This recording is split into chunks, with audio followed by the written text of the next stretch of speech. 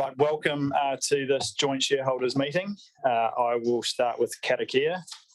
Tuia karunga, tuia kararo, tuia karoto, tuia kawaho, tuia tātou te tangata, ki te kaupapa o te hui nei, ki te kaupapa o te rangi nei, Māori ora ki a tātou katoa. Right, so we've got a mix of Zoom and in attendance. So again, bear with us. Hopefully the technology holds up and hopefully we'll see all the hands up. I will manage that. So if I have missed you, just yell out politely. Obviously, if you are on Zoom, microphone's off unless you're speaking and use the hands up for questions. We have an apology for lateness from Deputy Mayor Bryant. So someone like to move. Councillor Mackenzie, seconded Councillor Ogilvie. All those in favour, please say aye. Against, carried. And we will move to the public forum. So we have Mr. Cross in attendance. Welcome, Mr. Cross. You've got the 5 minutes, and I'll give you a nod or slash wave at about 4.5. Okay. So what you've got before you today is a very, very different proposal to that was consulted on last year. When if you read the consultation documents, you would think that all that was happening was just a bit of a change in banking arrangements from Westpac to LGFA. And what we're seeing now is something far, far more profound. The whole process has been like a dance of the 7 veils. So we've actually had carefully controlled release of information, but there's been no complete picture given yet. And, you know, when we look at it, something like this, when you're going to take on a $233 million contingent liability, you might think you'd know what the plan is. Where's the independent risk assessment? What is the strategy that's being followed, and where are the supporting financials? Because the work's been done to come up with the debt profiles. There's obviously been a lot of financial modelling done. There should be available to have draft P&Ls and balance sheets, so you can all see what's happening. You can understand the assumptions behind it. You can make your own assessment of the risks, but none of that's been done. It's just been put forward in a very controlled manner. The real essence of what this is all about is actually a debt-funded recapitalisation of Port Nelson. And there's been a whole lot of smoke and mirrors around the structuring that's used so that it disguises the true nature of the funding and override the clear intent of the Local Government Act. So this is a fundamental change in how the CCTOs will operate, and it removes the requirement for them to operate in a commercial manner.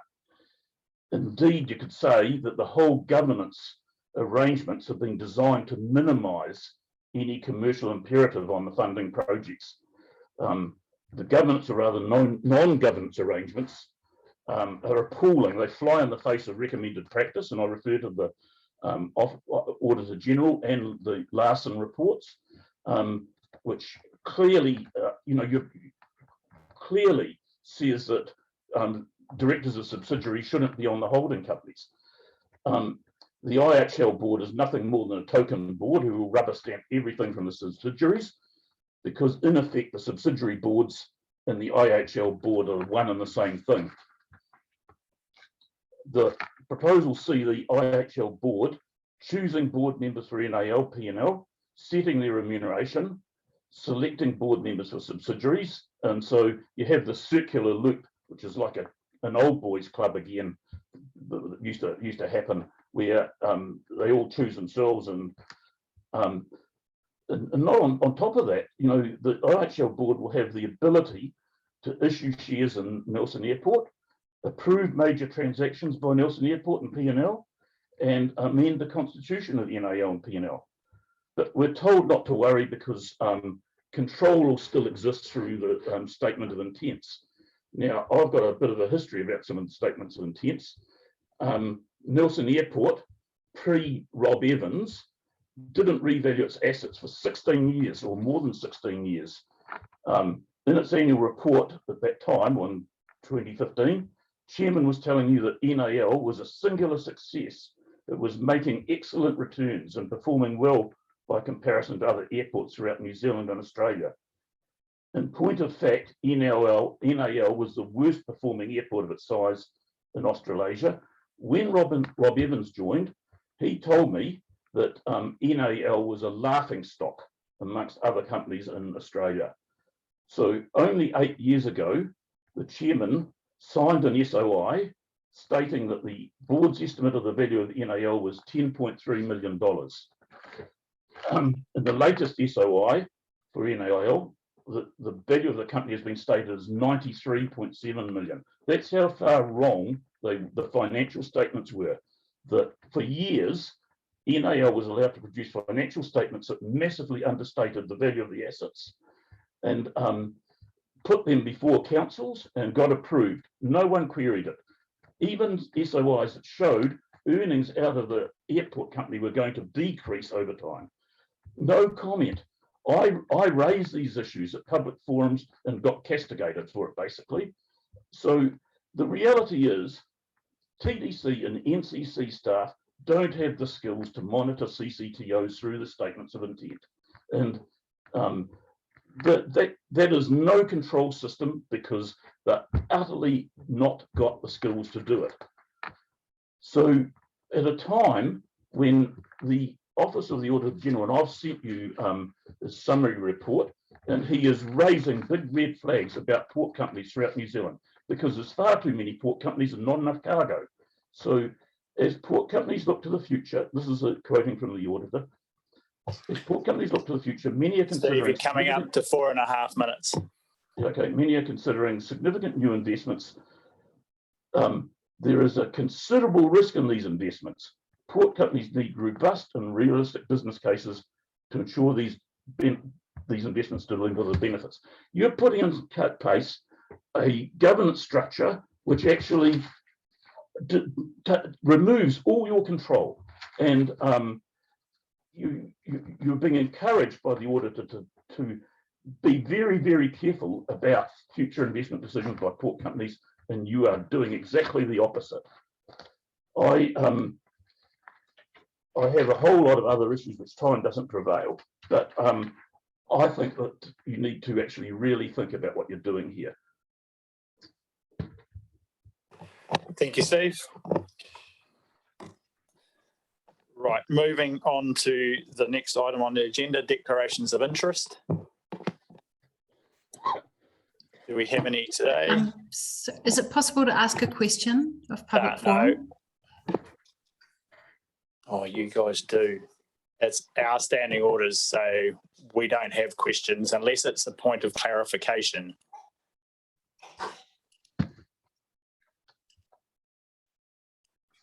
So is it a point of clarification? Probably.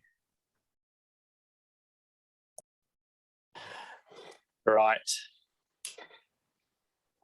Try me and see. Okay. Thank you, Steve, for your public forum. I really appreciate it. I'm just wondering, in the analysis you've done of the documentation that's been publicly available, whether you have identified the significant investment from year 2026 onwards, the runway extension, which I think is around about looks to be about Rachel, $110 million. That's not really a clarification. That's opening up a whole new line of discussion in relation to the airport's future capital investment and the runway project. Okay. Right, moving on, declarations of interest. I haven't had an indication that we have any. No. So late items. So I just want to be 100% sure in terms of the advice and the notification that everyone's received of the meeting. So is everyone satisfied they have had the papers, etc.? Rachel? I think Judine might have been first, actually.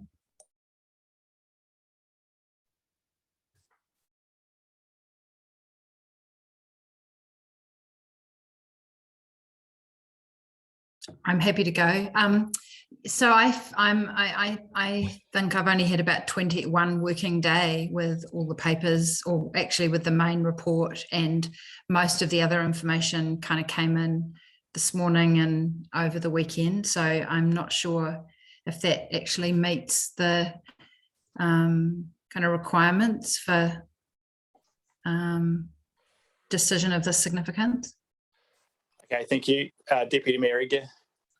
Yeah, so I also had sent a question through just seeking clarification, because NCC elected members weren't given the same amount of notice of the meeting, and also didn't have 2 clear working days with the papers. So needed clarification and confirmation that the meeting is legally constituted in accordance with those concerns. Right, so the way of legally constituting a meeting in those is to pass this resolution, which I will put up. Sorry, the rest of us on Zoom can't see it. Yeah, so it's hopefully coming up.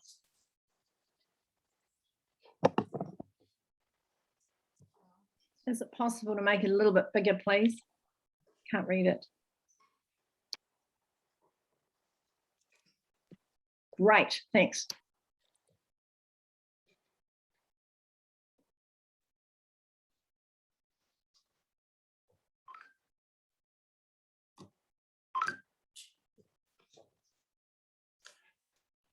So I'll give everyone a minute to read it.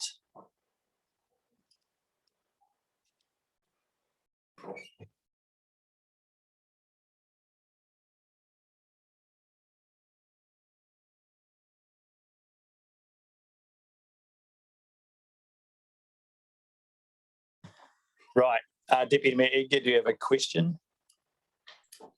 Yeah, I did. Sorry, just clarifying number 2. Is it saying that the papers were distributed 2 clear working days prior to today's meeting, or? No, it is saying that we acknowledge that for some members they weren't, and therefore we're passing a resolution to say that it can be considered as in effect, it's a late item, despite the fact the majority of people did receive the papers in the required time. But in order to tidy up the fact that some didn't, to ensure that should there be a challenge later, then passing this resolution, in my understanding, means that we can move on and consider the items. Okay, does 2A actually say that? Sorry, I maybe need just more time to read. But yeah, I'm just not sure if 2A actually says that, because it says the item was distributed 2 clear working days prior to today's meeting. Yeah, however, not all members were made aware of its availability. So not everyone accessed it or could access it, although it was clear. Obviously, we got it, and then a number of you received it from us, but a couple of people didn't receive it. So okay. if you want to clarify the wording, but that's the way I read it. So yes, it was distributed, but not everyone managed to access or was able to. Yeah, I think made aware is not quite. Yeah. Anyway, okay.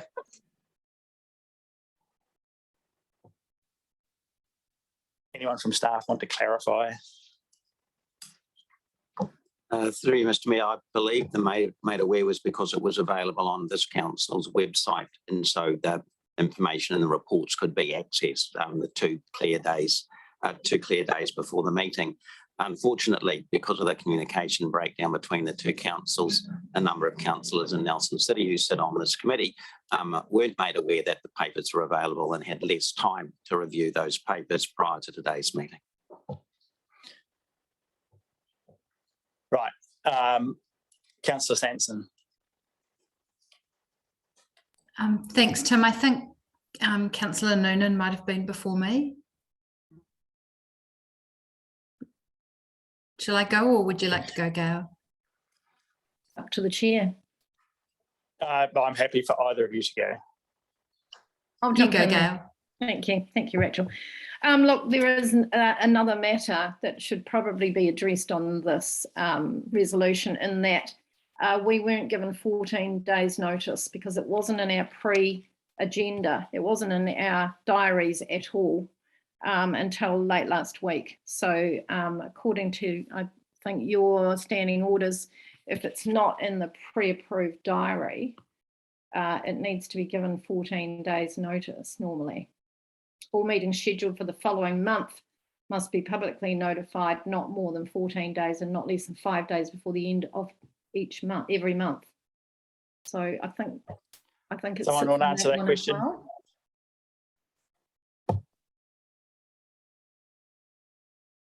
Through Mr. Mayor, I can't answer that question at this time. We'll see if I can get the answer for you. Nikki? My understanding was, is this about the forming of the meeting? Because obviously it was advertised at TDC's end. Yeah, that's the question that Gail had, Councillor Noonan had in relation to the notice of the meeting. Thank you, Mr. Chair. Yeah, I'm referring to your standing orders because it's your standing orders that we go by, but it was not in our pre-circulated and agreed meeting diary, if you like. Right, someone answer the question whether that's important or not, necessary or not, and does it need covering in this resolution or not?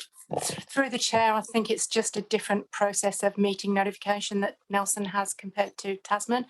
As soon as our meetings are created in Info Council, they're made available on our website for our meetings calendar, but Nelson has a different process issuing further notifications to their elected members. Okay, so is the advice I'm receiving that it doesn't need to be covered as part of this resolution for a late agenda item? I'll come back to you, Councillor Stanson. Mr. Chair, just in case it may help, you probably need to, somebody needs to refer to 8.2, notice to members of ordinary meetings at your end. I just need to know whether that has implications for the conduct of this meeting or not. I don't want to spend the next half an hour going around the technicalities. I just need advising as to whether the notice of the meeting for Nelson City Councillors is an issue that we need to cover, as well as the late agenda item in terms of access to the agenda. Could be a simple yes/no answer if it's possible.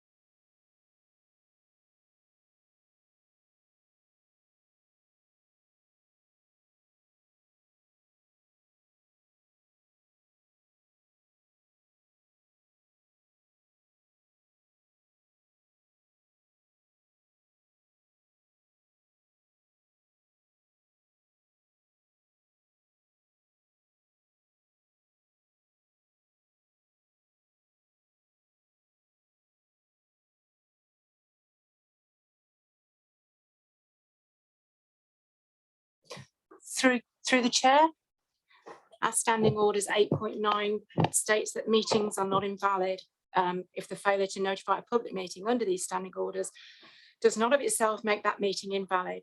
So this is a valid meeting, and we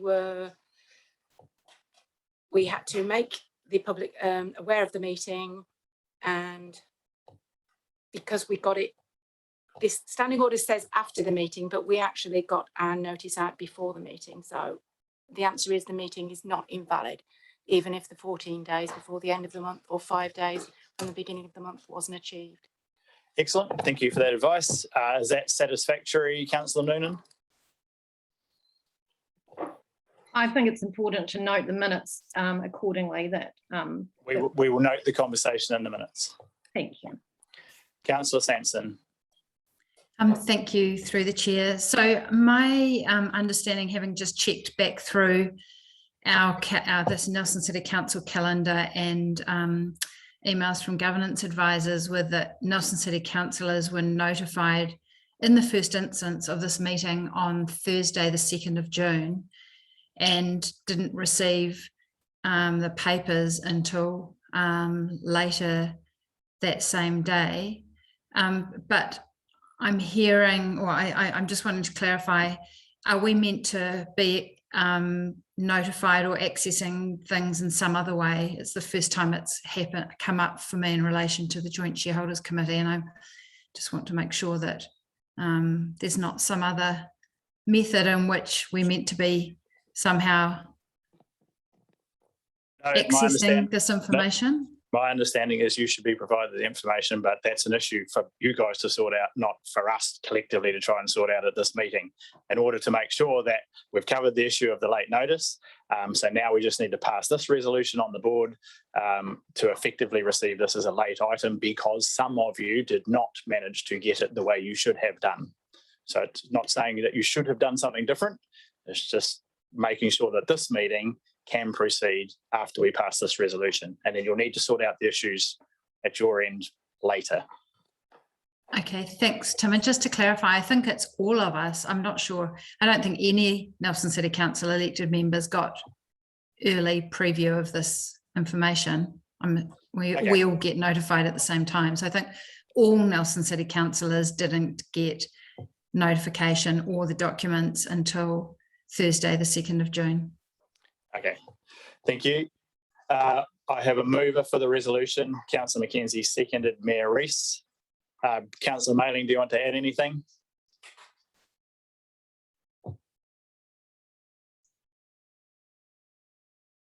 I was just going to move it. Thank you, Tim. Okay, it's been moved and seconded. I'll put the resolution. All those in favour, please say aye. Oh, so Councillor Egger. Could we just see the resolution?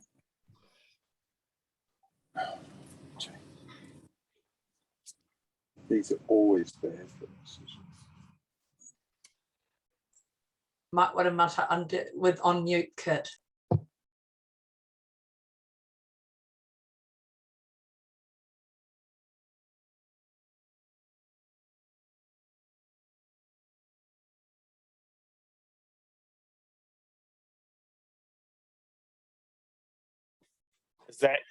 Are you able to see that, Councillor Edgar? Deputy Mayor Edgar? Yes. She says yes. Okay. I'll put the resolution. All those in favour, please say aye. Aye. Against? Carried. Thank you. Right. We will move on to the substantive matter of the meeting. So we have the confirmation. Sorry, are you going to do the minutes, or Yes, are you coming back? I'm doing the minutes right now. Okay, I do have a query on that one, because I was noted in your minutes as not being available for the whole meeting, but can I just query, if I'm leaving, how do I let you know? Because there's no chat box, and that's what we usually use. And I probably did leave during that meeting, but I wasn't able to let anybody know. How do you do that? Put your hand up and I will okay. come and see, and then you can say I'm going to leave. Excellent, thank you.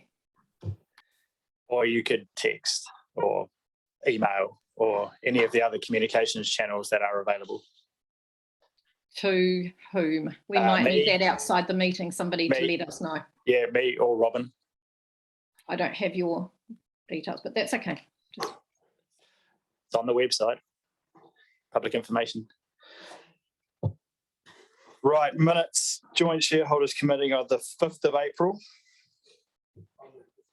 Moved, Councillor Ogilvie, is there a seconder? Councillor Courtney. All those in favour, please say aye. Aye. Against? Carried. The extraordinary Joint Shareholders meeting the 17th of May. Councillor Sanson. Thanks, Mayor King, through the chair.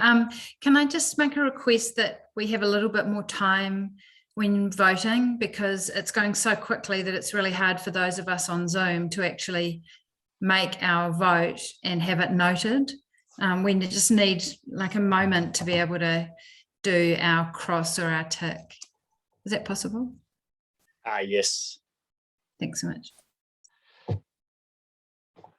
Do I have a mover and seconder for the extraordinary Joint Shareholders Committee meeting on the 17th of May? Move Councillor Mailing. Seconded Councillor Dowler. All those in favour, please say aye. Wave your hand or use the tick. Thank you. All those against?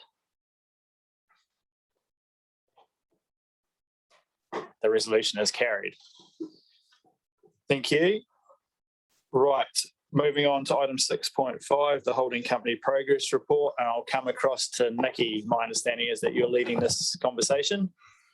Yes, thank you, Mr. Chair. I'll start just by introducing the report. The purpose of the report is to bring back the Constitution and Shareholders Agreement, which were considered at the 5th of April Joint Shareholders Committee, but because there were a number of outstanding items, they didn't go through to the council meetings of the 10th of May. So we've got some rescinding resolutions that need to be passed there.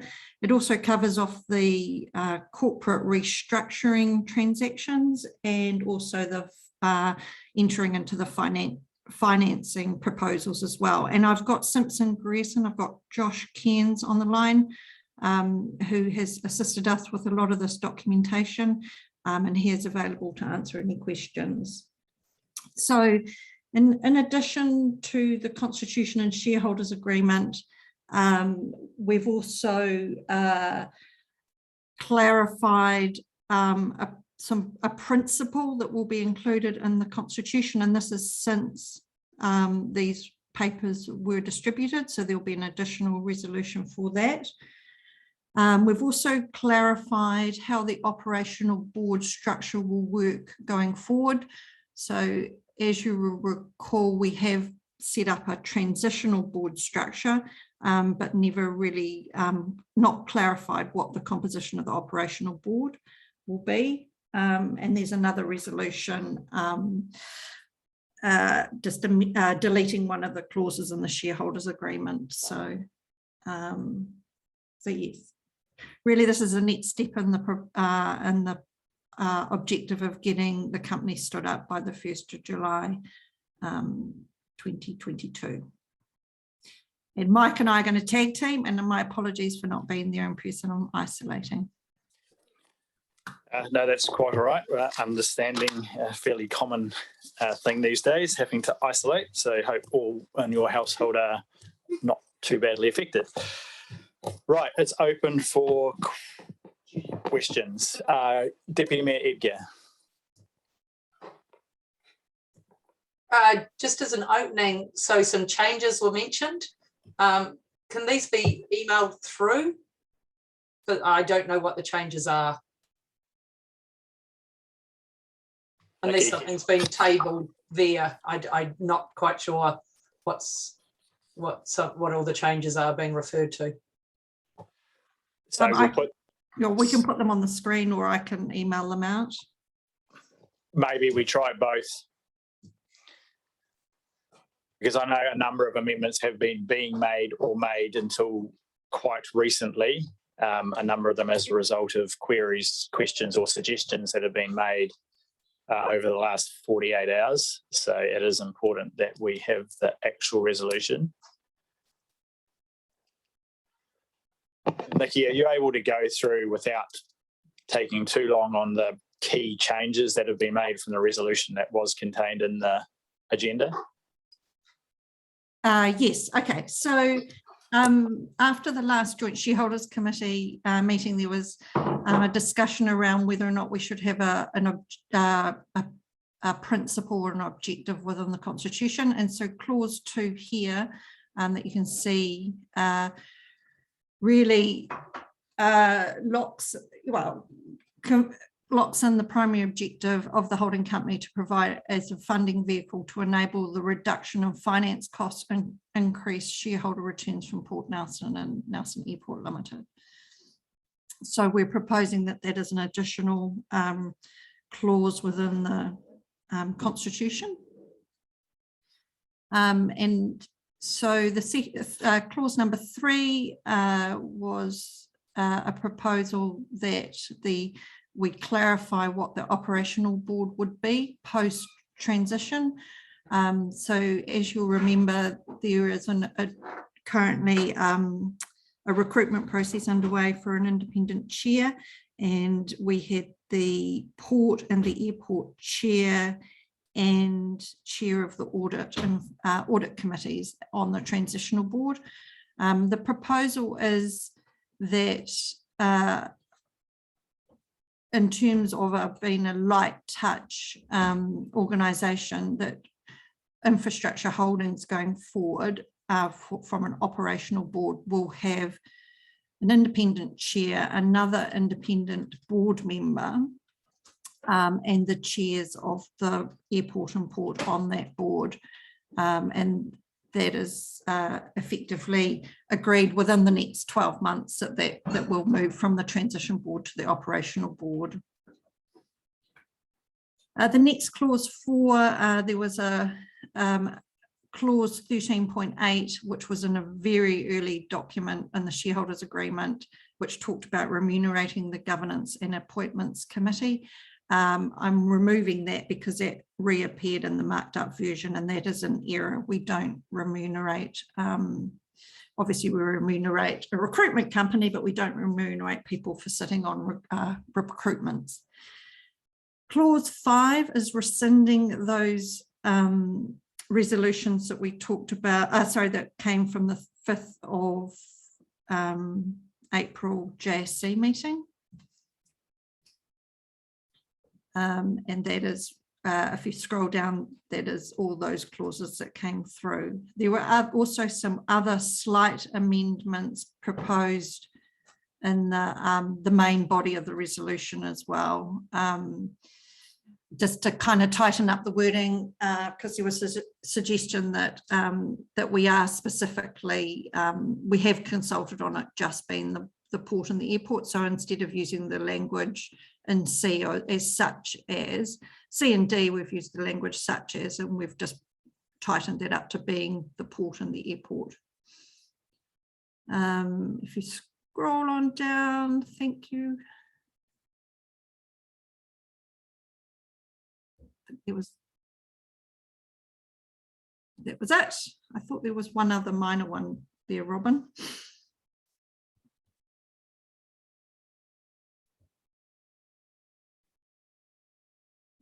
I think there is one more minor amendment. We'll just try and.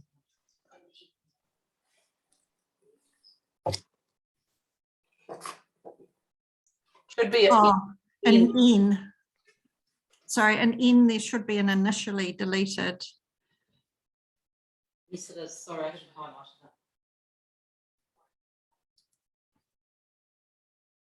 it. Perfect.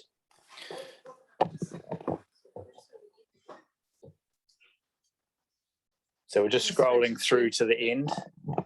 So I just didn't have time to read. Wherever there was a block of highlighted yellows, just so we could go through those. That's a repeat. Sorry. Oh, okay, the rescinding. Yes, it's just the rescinding clauses. I just didn't get a chance to quickly look at those rescinding ones. Just back at the start, yeah. Okay. Apologies. Here we go. Thank you. Okay, thank you very much for that summation, Nikki. Deputy Mayor Edgar. Thank you. Just specifically on the matter of the resolutions. So resolution 2B talks about appoint directors to the board of IHL, whereas resolution F has us approving the directors. Just, I mean, do we need to clarify, because F is quite clear, not F there, but F as in the resolutions that have been recommended. I don't know if you want to bring that up. So capital F starting the initial directors approved are. Yeah. Okay. Yep. So that resolution's clear and reinforces what we did at the February meeting. Whereas resolution UB says in next steps, appoint directors to the board of IHL. I just wonder if we need to clarify that resolution because in essence and F, we've already just confirmed their appointment. I just wonder if the wording there needs to be clarified. Right, I've just come across to Mike and Marie.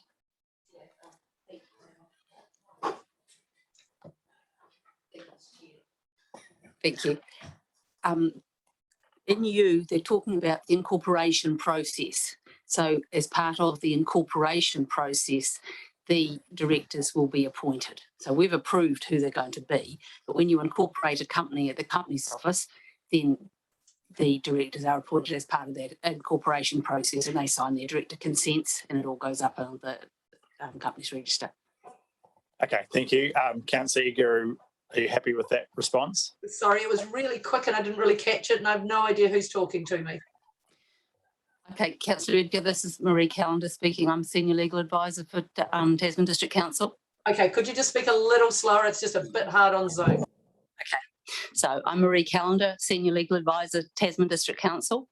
When a company is incorporated, the directors of that company then become the directors. So what the earlier F was doing was recognising that those people have been selected by this committee and the council, if they've been approved, but their actual appointment to be directors doesn't happen until the company is incorporated. It's part of that incorporation process. Okay, see, I thought 2B was going to be under the new structure, which only has one member from PNL and one from NAL. So where is that in the resolutions?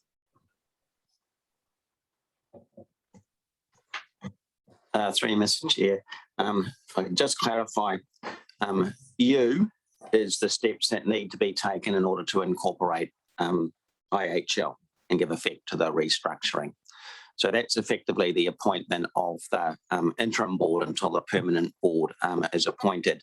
The amendment to the resolution that we just looked at covers the structure of the board when it becomes an operational board and moves out of that transitional stage. So two separate resolutions, or there's two separate components to the resolution covering the two pieces of the proposal.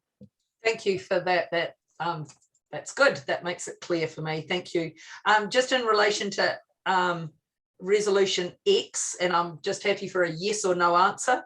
It says the council has not tabled copies of the accession deeds because they are not yet available for the council to review and approve. So they'll come back to JSC or the councils at some stage for approval. They'll come back for noting, not for approval. The accession deeds are a fairly common form. They haven't been finalised exactly because they are dealt with between the LGFA and IHL once it's been formed. And so the main parties to the accession deeds are actually the holding company and the LGFA. Council simply needs to countersign those as shareholders. And because they mirror the ones that council had. So they will come back to the JSC, but not for approval. They'll come back for noting, as they're a fairly common form arrangement that needs to be taken care of in order for the lending to commence with the LGFA. So does X then need to be amended, because that actually specifically states they're coming back for approval?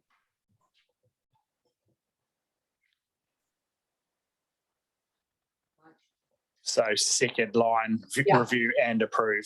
Yeah, but yeah, you're saying that's not. So, I mean, that's why I asked the question, because it says it there. So it's probably interpretation, sorry, Mr. Chair, probably interpretation of that section. They're not yet available to review and approve. Hence, you're not being asked to approve them today. And I've indicated that it's unlikely they'll come back for approval because they would have been executed by that point. Happy to see X amended to make it clearer. Yeah, thank you. I think that would be handy. And then just 6B, which is just further down the page under the council resolves that. So we're nearly there already. I'll just, sorry, give, yeah, it says 2 elected members. Is that clear anywhere that that's one from each council? Anywhere? Through the chair, that would be, each of those deeds would be between the council, each council signing them individually. So it would be 2 elected members of each council. Okay, so It's not a 3-way deed. It would be. okay, so maybe make that clear then. Yep. Yep. Okay, super. And then 8B, just rolling a bit further down, 8B and 8C are basically, I'll roll that question into one. So 8B just says, enter into, execute and deliver such other agreements, instruments, notices, blah, blah, blah, blah, blah. And C says, do such other things. Are there any other agreements, instruments, notices, etc., that we got a long summary from, I think, Simpson Grierson. Apologies to whichever, yeah, I think it was, anyway, attachment in the report. So is there anything outside of what's already been listed or provided to us that might need to be done, and just what's do such other things, you know, that the CE may consider necessary? Just, is there anything that needs to be highlighted to us that this might entail? Nikki? Through the chair, that might be a good question for Simpson Grierson since they're on the line. I suspect that's standard wording, but I'm not aware of any other material trends, any other material items. No, that's right, Nikki. We've listed all of the material agreements, notices, etc. That ought to be required. That is just a standard sweeper through processes such as this. When there is a lot of legal documentation, it is sometimes common to have other minor things pop up that's needed in connection with those main agreements, but that would need to be handled by the chief executive. But certainly nothing material. We wouldn't expect that resolution to cover anything that ought to come to the council for full approval. Okay. And do such other things, again, just standard language. To be honest, the resolution in 8B probably provides the sufficient flexibility. So C is, yeah, I wouldn't be concerned if that was removed. Okay, thank you. And my final question is just subject to any minor amendments. And are they, because typically we go like minor grammatical amendments. Is that what's meant by that? I wouldn't see it as just grammatical amendments. You know, certainly minor amendments. So there might be, you know, minor tweaks to terms or wording here and there, but perhaps not just, you know, grammatical issues and spelling and typos and that sort of thing. Right. And so they would come subsequent to this meeting. Would they come prior to because these are recommendations to council, would they come prior to council seeing them so that the councils would be aware of any minor amendments? I think it depends which documents we're talking about. For the corporate restructuring documents, so the sale and purchase agreement for the shares, shareholders agreement, constitution, quite possibly, because that will be done shortly. And could be done if there are minor amendments. It could be handled before the next before the council meetings. In relation to the financing documents, the documents that are being negotiated with LGFA and with Westpac, that might take some more time to finalise those, so that the timing is a little bit more uncertain. Okay, thank you very much. That's the end of my questions on the Constitution, so I'm happy to let someone else ask questions now. Oh, sorry, on the resolutions. Okay, thank you. Councillor Sanson. Thank you, Mayor King, through the chair. Is it possible just to scroll back up to 2?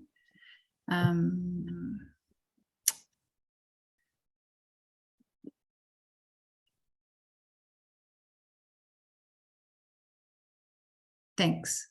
Yep.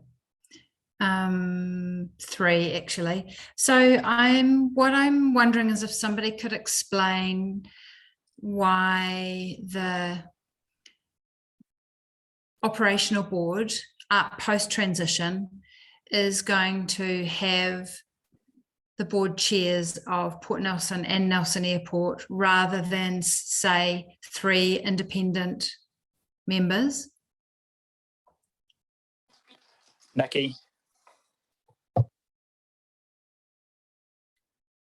So through the chair, I think this is balancing between having a completely independent board, which is in conflict to the light touch funding vehicle, versus having those chairs on that board. So I think this is a bit of a, this is balancing both those objectives. So there would be 2 independents and then 2 chairs on that board.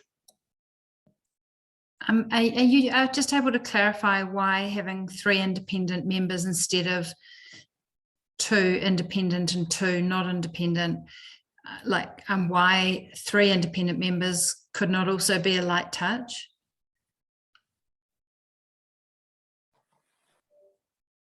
Through you, Mr. Chair. I can probably assist Councillor Sanson. Once again, we're balancing the cost of operating the holding company. And I can contrast that, for example, to the board of, say, something like Dunedin City Holdings, where the board is not just managing a straightforward treasury operation, borrowing arrangements in relation to the group. It's actually managing a number of businesses. That's that full operational integration model that was put to the public and rejected through the LTP process. So once again, I would say it's a horses for courses in layman's language. We're balancing the need to have appropriate professional skills on that holding company board, recognising it's a light touch board. It has some oversight of the lending to the CCOs, and it has oversight of the borrowing from the LGFA, and 2 independents we believe is appropriate and sufficient to manage the interest of the shareholders. Okay, but in terms of the costs, 3 independent members may be cheaper than 4 members. So there's not really cost efficiencies to having 4, is there? Nikki or Mike? Through Mr. Chair, that would depend somewhat. My expectations are that the chairs of the subsidiary boards would pick up their role on the holding company within their current remuneration, given the demands of the holding company board are unlikely to be onerous. It's only likely to meet, I would expect, 4 times a year. And the secretarial support is not with the holding company, it's being provided by one of the subsidiaries.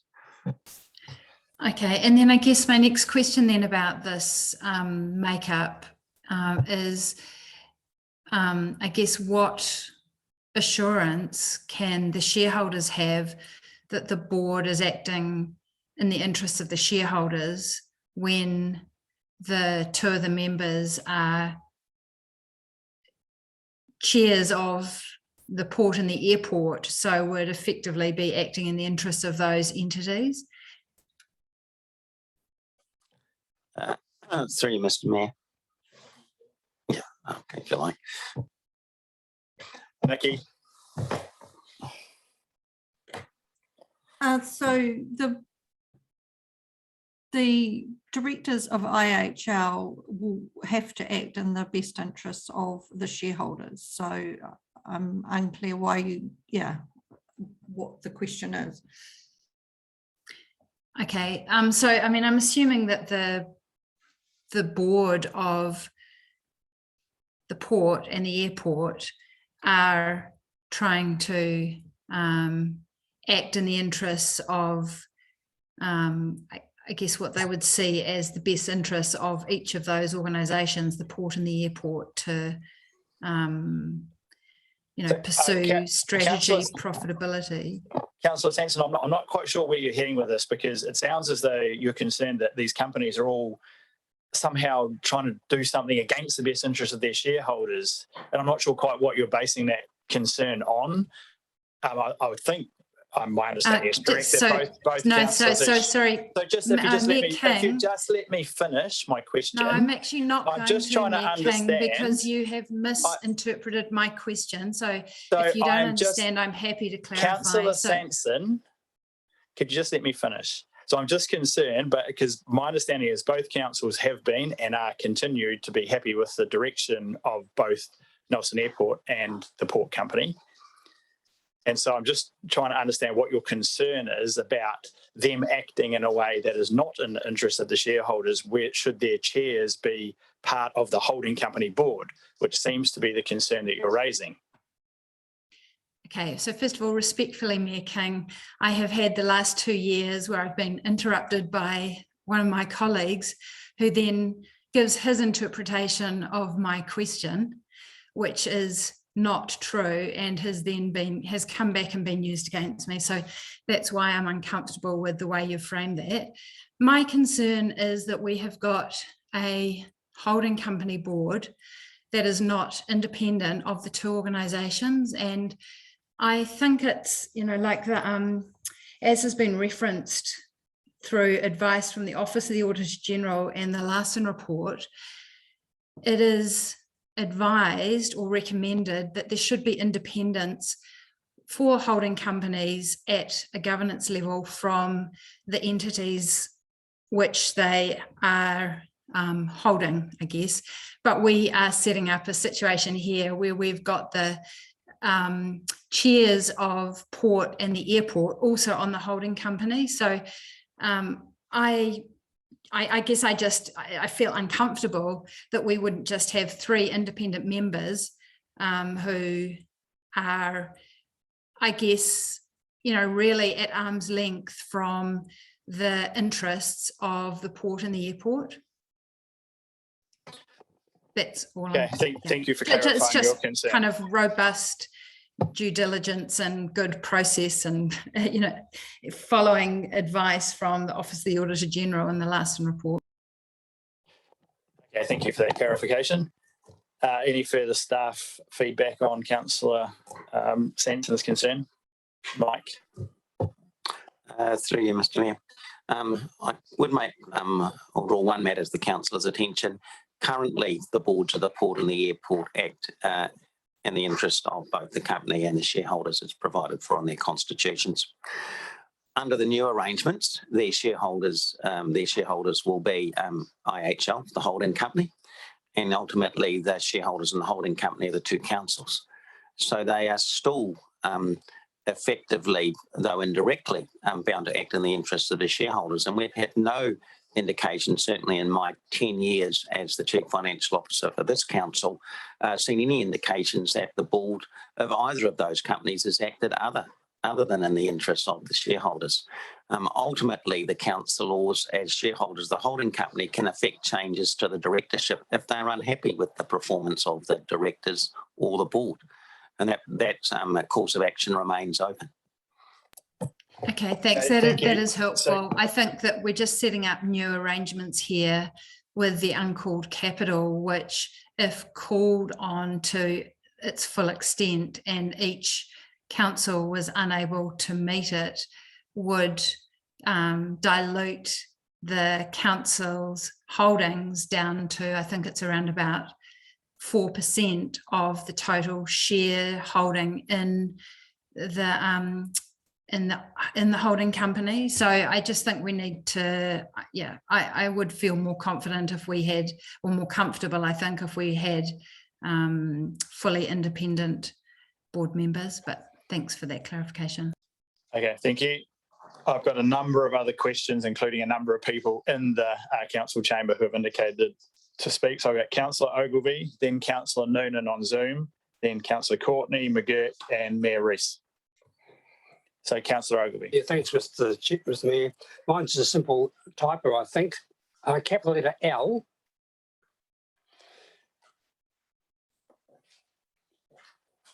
It may have been corrected in the meantime. It said New Zealand Local Government Funding Agency. The word funding is missed.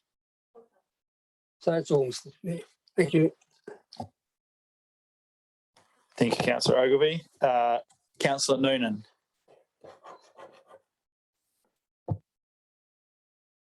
Thank you, Mayor King. Just a couple of clarifications. I wasn't able to read what was on the screen until I worked out how to make it bigger myself. So just clarifying that on page 7, the word initially is going, which I think was highlighted. And then we had a discussion with Mr. JFC, I haven't got his full name, I'm sorry, that C, number 8C could be removed, and is that the wish of the, I would certainly support that. That was the only other thing I had at this point. Page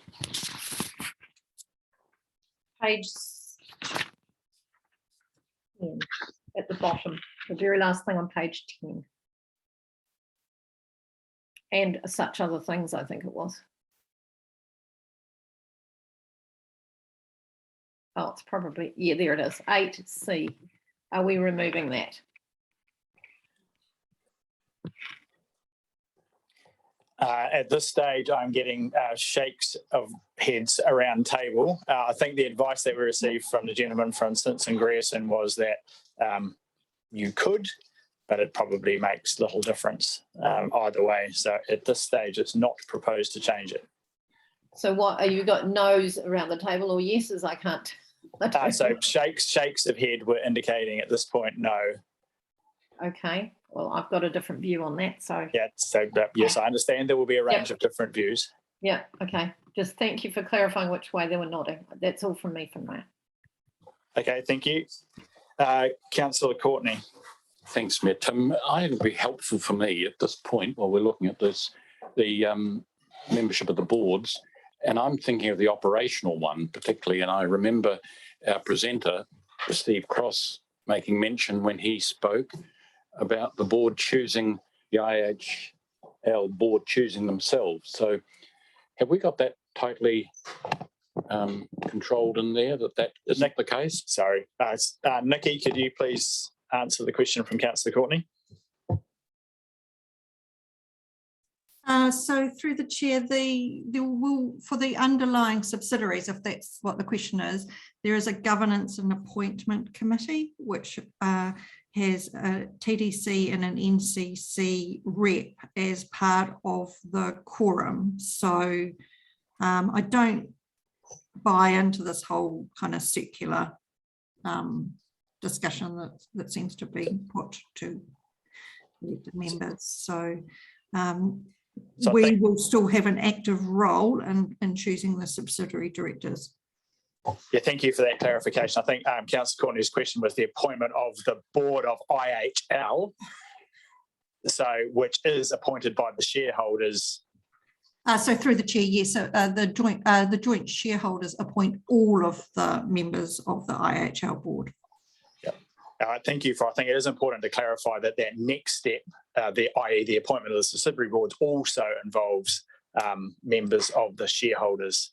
So thank you for that clarification, Nikki. Is that all, Councillor Courtney, at this point? I'm very grateful. Thank you, Councillor McGurk, and then Mayor Rees. Thanks, Andrew, Mr. Chair. Just a quick question from me in terms of the, if we go up to 2C.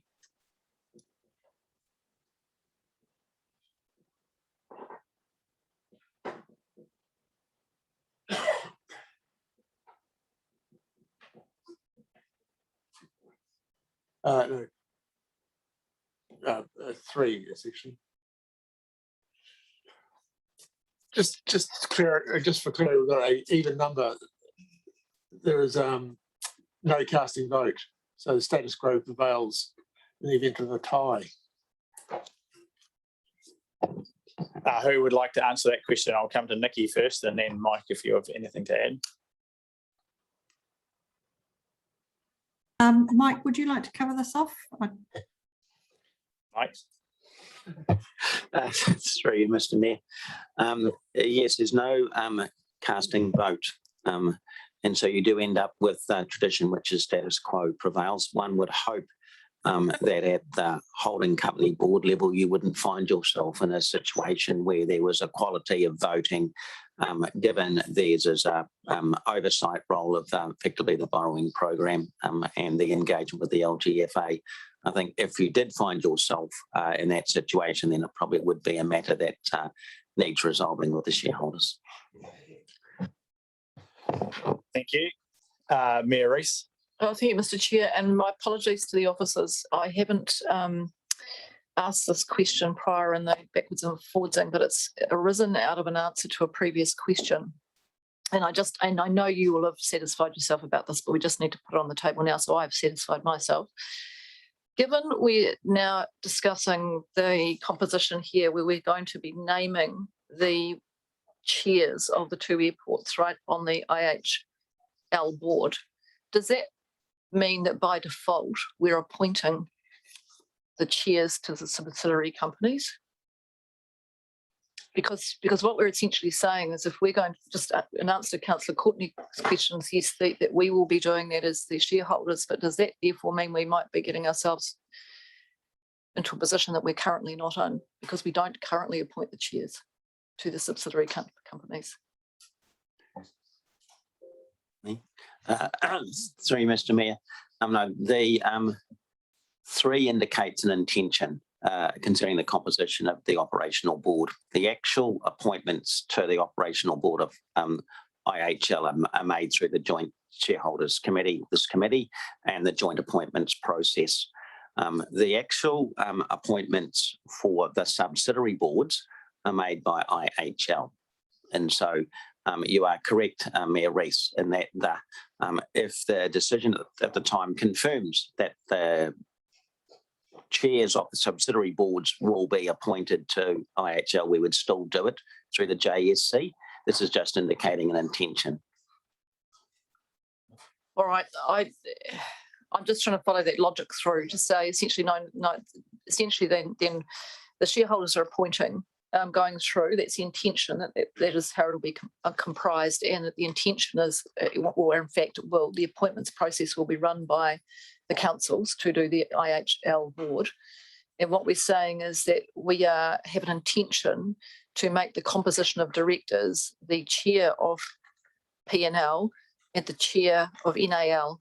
But currently, we appoint directors to the subsidiaries, but we don't determine the chair. The boards themselves determine the chair. So I'm just wanting to make sure that we're not reaching across here by signalling that intention. In fact, we could potentially signal that it would be that would be because we've already made the appointments, right? So for IHL, we're going to have done those appointments into that process. IHL, yes. We haven't yet.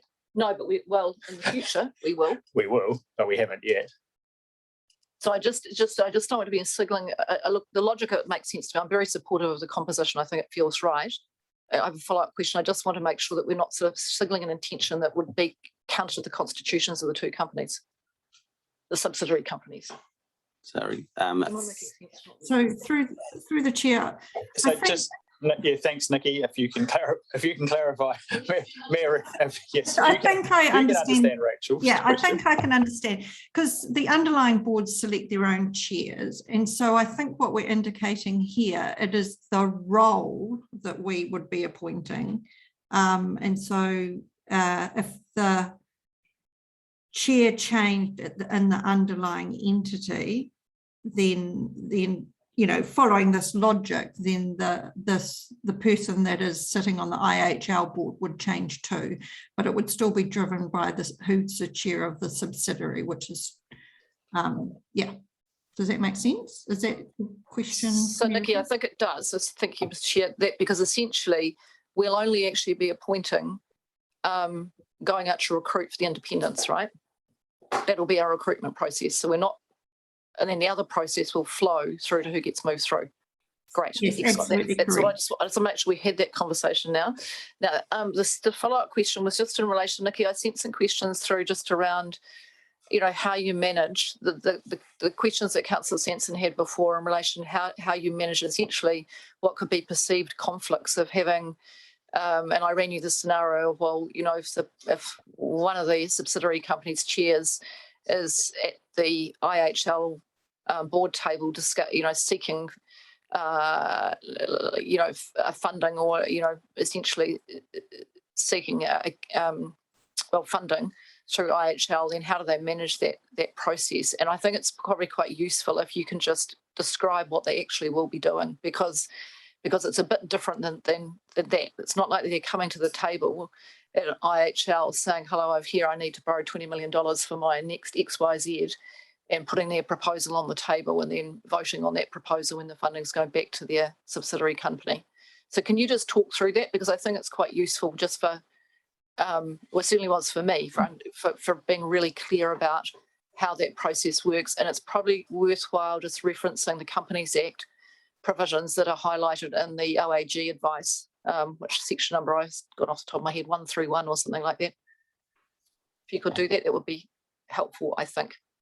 So through the chair, I suppose the kind of fundamental first principles is that the board won't be involved with day-to-day treasury management, i.e. drawing down the funds required to meet the agreed capital program of the port and the airport. So that's really an operational task. So they won't be approving their own funding as such. So and I can see that the drawdowns from LGFA or the bank, it's being managed as a portfolio. So because they'll be managing working capital through Westpac, and they'll also be managing any sort of term debt through the LGFA. So it will be a bundle of, this is what the group needs in total for the next quarter, for example. The board's key oversight that they have is in forming up that consolidated statement of intent for the group and effectively accepting that underlying capital program of the subsidiaries. And that is the key point where they act as that prudent lender, and that they need to be satisfied that the funding of that underlying capital program does not put either the shadow credit rating at risk or any of the bank or the LGFA covenants. So I think it's helpful to kind of clarify that.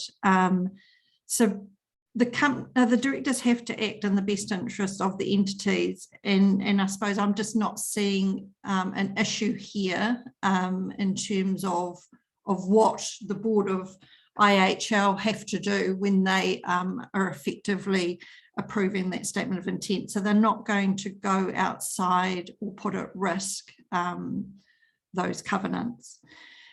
So as part of that monitoring that the board will do, they'll be getting quarterly, treasury reports, and that'll form part of the oversight as well. And so they'll be monitoring those treasury positions and making sure, both from a debt perspective and the interest rate risk management through swaps. So. Thank you, Mayor Rees. Thank you, Nikki. Councillor Edgar. Thanks. Look, I'm just, it's probably easiest, well, for me at least, just to work through my questions in page number order. So sorry if they bounce topic to topic a little bit, but then I know that I've gone through them all. And I have already sent these through to Nikki. But firstly, there's a few minor amendments to the Constitution with some formatting errors. So can we just confirm that they've been picked up? So in particular around page 79, clauses 3. Well, what's actually labelled as clause 4 is actually clause 3.5. So through the chair, yes, they've all been picked up, and we'll have them fixed in the final versions. And is there a resolution that or is this covered within any within existing resolutions?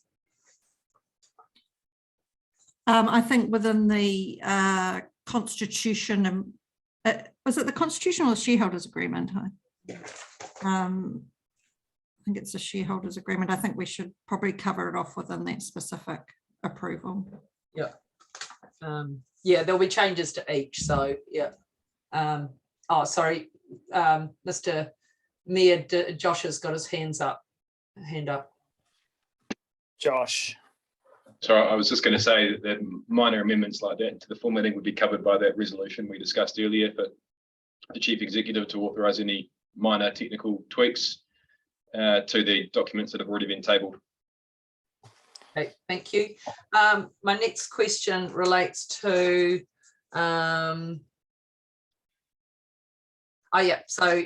just page 89, and I don't know if the revised advice from DLA, did that go out to the entire Joint Shareholders Committee? as if not, staff might want to.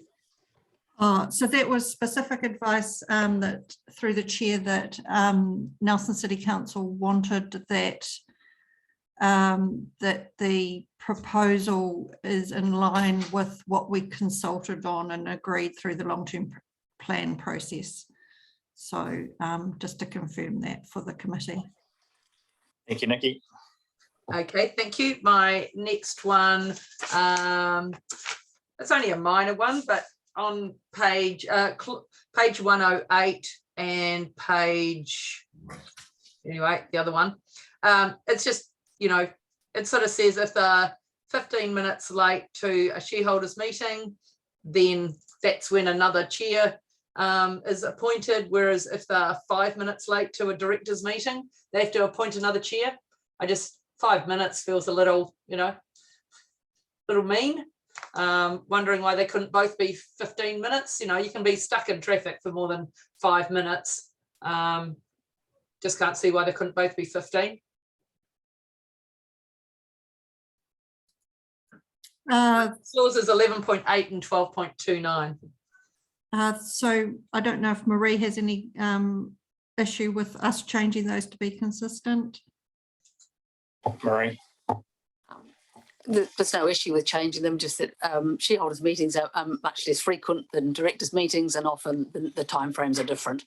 That's just what came through in the standard form document that was prepared. But I see no reason why you couldn't change it if you really want to. Josh, do you have any thoughts on that? Josh. You're on mute. Sorry, no, I've got no concerns with changing it. Thank you. If that can be noted.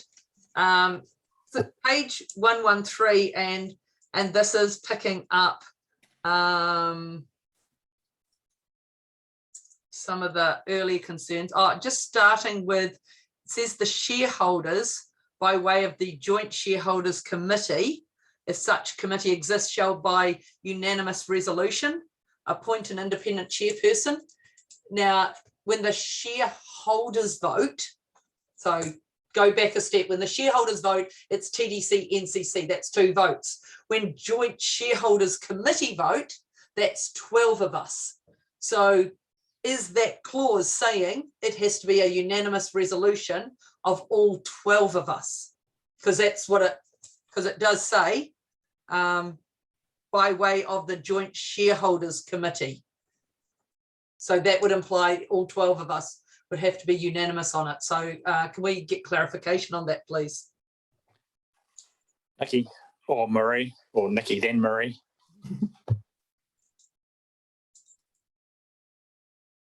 Marie, did you want to answer that? I think you answered this one this morning.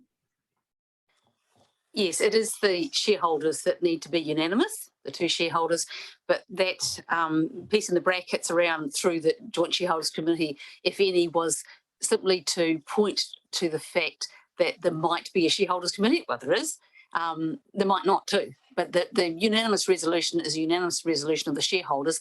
The mention of the Joint Shareholders Committee is just a vehicle through which the shareholders pass their unanimous resolution. It's up to them how they work that out.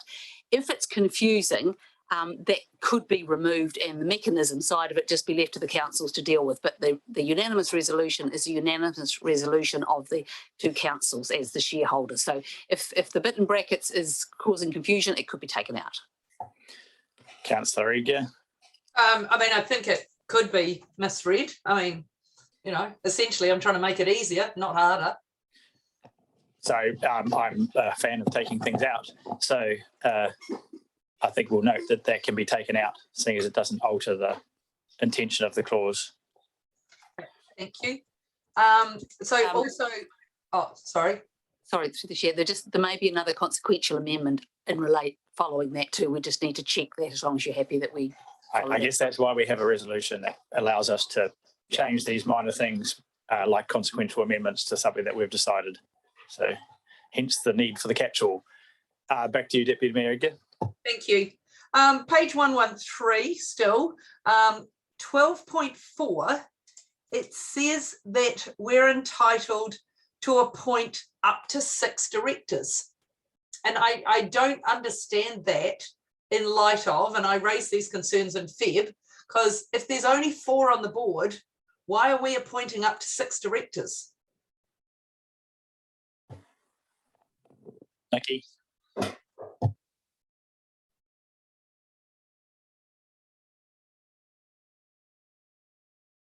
I'm on mute. Is this in relation to the IHL board? Yeah, 12.4 on page 113. My understanding is that it's between 3 and 6 directors. No, it says up to 6. Sorry, Mr. Chair, the Constitution provides for a number of directors between 3 and 6. So obviously, if there are 6 directors, then up to 6 directors can be appointed. But if we not just change some of that with our discussion around that new resolution, that it would be 4? I don't know why we would want to appoint up to 6 if we now have a resolution which, sorry, I can't quite memorize, but it names, you know, there's an independent chair, 1 other independent, and the 2 chairs of the Port and Airport. So why are we appointing up to 6? And also, I thought it was just clarified that we're actually only appointing the 2 independent members, which then implies that there could be the 2 chairs plus 6 more. I'm trying to keep this smaller, not bigger. So I don't understand why we've got maximums of 6 and up to 6. Mike? Sorry, Mr. Mayor. First matter I draw the councillor's attention to is that the Constitution is written to be permissive. So it allows you to take a range of actions and you can modify those within the range that's provided for, hence the 3 to 6 directors. So you've got some options moving forward should you decide to reduce or increase the board from the number you're currently discussing. When we talk about the shareholders appointing 4 directors, you're still going to appoint the chairs of subsidiary boards to the board of IHL. But what you won't be doing is going through a recruitment process like you would for the independent directors, or the recruitment process you go through when you need to replace an existing director. So I believe there's no conflict between the resolution that you're being asked to pass today and the provisions within the Constitution. Okay, I guess I'm concerned with the flexibility for it to grow bigger than what we're discussing. Okay, I thought we were trying for lean and mean, but okay, we want room to make it big. Okay, right, sorry, just got to find my next question. So page 115, 12.13E. So we've got that no director can be an employee or an elected member of any shareholders. It doesn't make any comment on whether they could be an elected member, an employee of a subsidiary. And just any legal comments or advice on that. I think Marie can answer that one. Through the Mayor. Yes, this is a matter of choice. You can choose who can and can't be a director, but it's quite common in commercial boards for there to be executive directors who are employed by the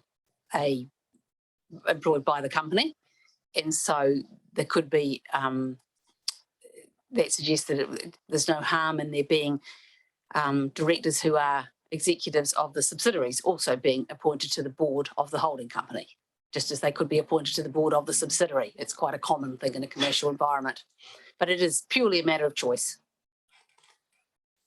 Okay, so how does that then line up with page 117, 12.36, where we actually specifically allow people with an interest to vote on matters they have an interest in? Because normally if you're going to allow one thing, you would disallow the other. And I feel we're becoming very permissive. Because normally the process, and I mean, elected members have the same process. If we have an interest, we step aside. And so, but we've actually even got a specific clause that says interested directors can vote. Nikki, Mike, Josh, Marie, anybody?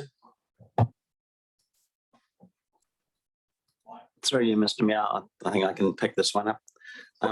I think there's two matters here.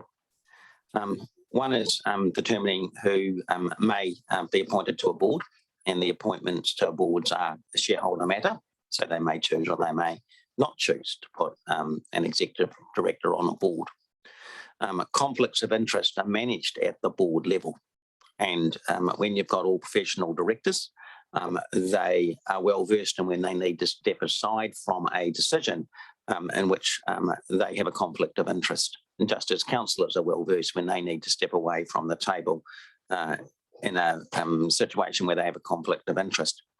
The reason the second clause is there, or my understanding of that, is in relation to a commercial perspective in terms of shareholders appointing directors to act in their interest. And sometimes that means that a director will be acting in the interest of the party that appoints them, not necessarily in the best interest of the company.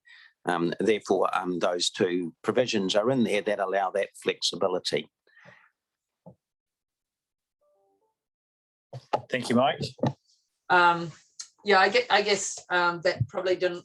The first part answered my question. The second part probably didn't satisfactorily, because when there is an interest, so for example, if the IHC board are considering a matter for funding or a treasury matter to do with Port Nelson, this does enable the Port Nelson director to be able to vote on that matter. And so why would we have that in there? I mean, most constitutions, you know, the Incorporated Societies Act has just been changed to specifically disallow those matters. You know, Charities Act specifically disallows those matters.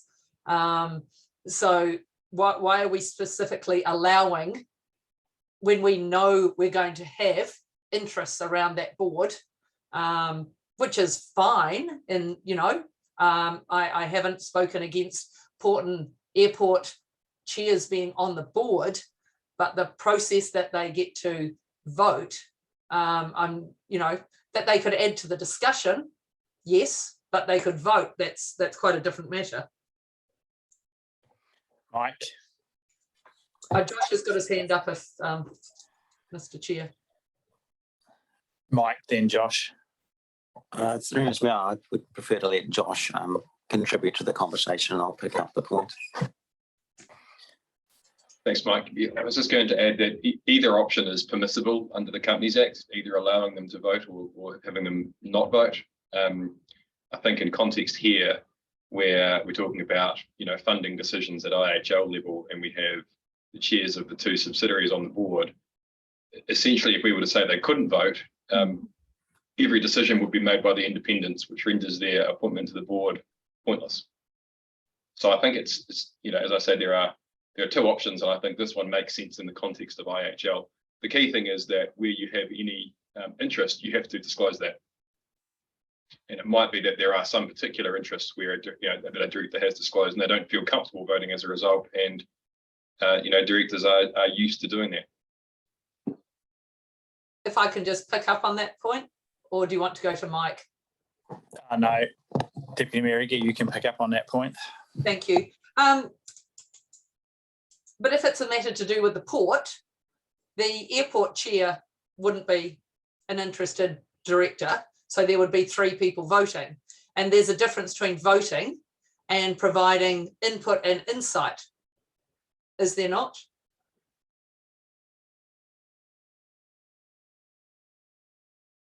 I agree, there is a difference. Okay, so yeah. So I'm not comfortable with that clause staying in, but we'll come to that once we come to the resolutions. Okay, I'll move on then. Yep, just some more minor errors in the constitution. I've already emailed those through, so I'll let those get picked up. And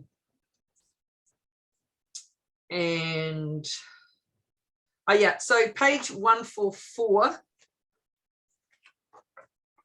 8.7. This is a sale and purchase agreement.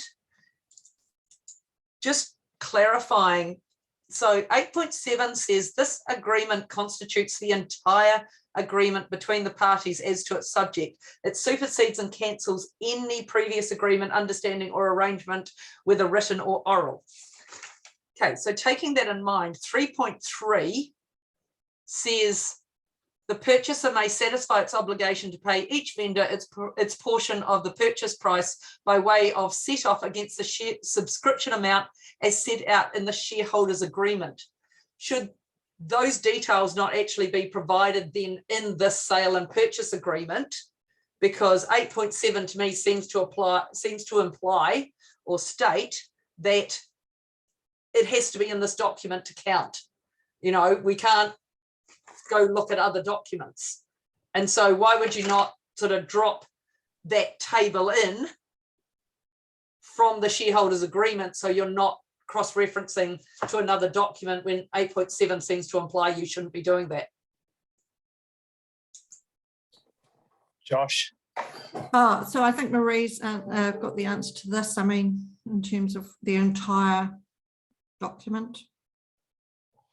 Marie, Josh? I'm happy to speak to that. Oh, okay. No, those clauses are consistent. 8.7, the purpose of 8.7 is to ensure that if there were prior agreements between parties in relation to the sale and purchase of the shares generally, that those are overridden. This is the final terms of this deal as set out in this sale and purchase agreement. So it's sort of standard what we call boilerplate drafting to ensure that someone can't come along after the fact and say, there was some other oral agreement which supplements all of this. It's not written down, but it still exists. So this just says everything written in here is final. And then clause 3.3, because it references the shareholders agreement, that's part of this agreement. So it's part of what's covered by clause 8.7. The reason it's drafted that way is because we have two separate agreements that relate to each other to provide for how these shares are going to be issued and paid for, because it's being done on a cashless basis. So we have one agreement which provides for the shares to be issued, and then the other one for a purchase price from the shareholders, from the councils, and then the other one which says that purchase price doesn't have to be paid because it's set off against what would be owing under the sale and purchase agreement. So those two things hang together, and clause 8.7 doesn't interfere with that. Beautiful, thank you very much. That's a great explanation. Just moving on to the, I think it's the Pitt and Moore document, page 173. I mean, it was a really good document, but I'm just, I guess, concerned that some bits of the document were actually out of date. And so it, you know, it wasn't actually clear whether, you know, which were current and correct. So I have had confirmation of some of these, but I'll just, with one of them, just picking up from page 174, just about the lack of, I guess, defining materiality. And, you know, and it talked in an earlier part, it actually talked about, you know, a no surprises approach and significance. And just wondering where this is best defined, just because, okay, if I use a current example, which is the inland port in Marlborough. Now, I don't know the financial value of that, so it may not be materially significant in that regard, but I would have thought that it actually had significance in other aspects, such as, you know, just for what's being done. And so, but that didn't crop up in the last SOI or SOCI, and, you know, probably like me, most shareholders read it in the paper. So do we need to be putting this in the shareholders agreement or something else? Because I think I'd already been led to believe that this is sort of already dealt with within the SOI process, but yet to me that was an example of maybe not adequately. So does it need to be in the SHA, or do we need to enhance our SOI process? I'm happy to speak to that, Mr. Chair. Thank you, Nikki. So I don't believe it should go in the SHA. I think our key level of oversight and influence is through the statement of expectation process. So I think we need to make it clear through the statement of expectations and statement of intent process what we want to be kept informed about. It can be defined through that. Okay, it would be good if there were enhancements to that. That would be great. Page 176, just a clarification. In the right-hand column up the top, when it talks about the membership of the appointments committee, it says that so it says that the Infrastructure Holdings Governance and Appointments Committee will have between 3 and 6. So I guess that's everyone on the board plus the 2 councils. But it says up to 4 appointed or replaced by the IHC board. I don't know what it means by replaced. I would have said up to 4 members of the IHL board. Why would it be replaced? To me, it just suggests that someone who isn't an IHL board member could maybe be on that subcommittee. Nikki? I'll have to have a look at the exact wording. Sorry. Mike? Through Mr. Chair, I did look at this morning. The language is consistent with the piece above that refers to the members appointed or replaced by Nelson City. What it means, appointed or replaced from time to time on that appointments committee. It is up to the board of IHL to determine who it places on that appointments committee. Typically, it would be board members. Certainly, I would expect it to include the board chair, but that's a decision for the IHL board, just as it's a decision for the 2 councils who they choose to place on that appointments committee to represent the shareholder interest. So I think that the 2 pieces are consistent. And the number simply relates to if 2 are appointed by the shareholders, and then ultimately up to 4 are appointed by the IHL board. So that's just straight the maths flowing through. Thank you for that. Okay. Sorry, and some of the earlier answers are sufficient, so I'm ticking those off. I did comment in my questions earlier that this table, if it was updated, would actually be a really good resource and might be something that goes as an appendix in the SOI or something like that. Just because it's a little out of date now, but it is a good resource. Okay, so I've just got few final questions, and these relate to the report itself. So 4.3 in the report proper. 4.3. So it says the working group recommend that the ongoing admin, treasury and governance are funded through the subsidiary dividend streams. So do we have then what those costs are? So what are the sunk costs and what is the ongoing costs each year anticipated to be? Because it said we might need to, 4.4 talks about we might need to loan fund those sunk costs, etc. So can you tell me how much we've sunk already and what are the ongoing costs?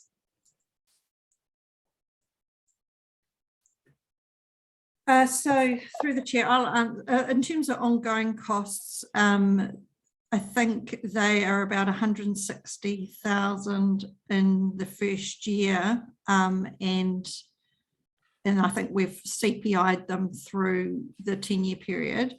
So that really is covering off your directors' fees, having separate treasury advisors, audit fees, that sort of stuff.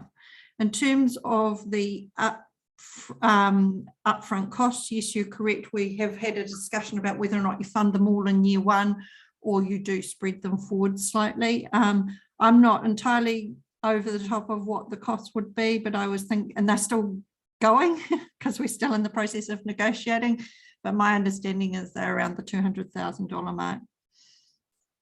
Mike, have you got anything to add to that?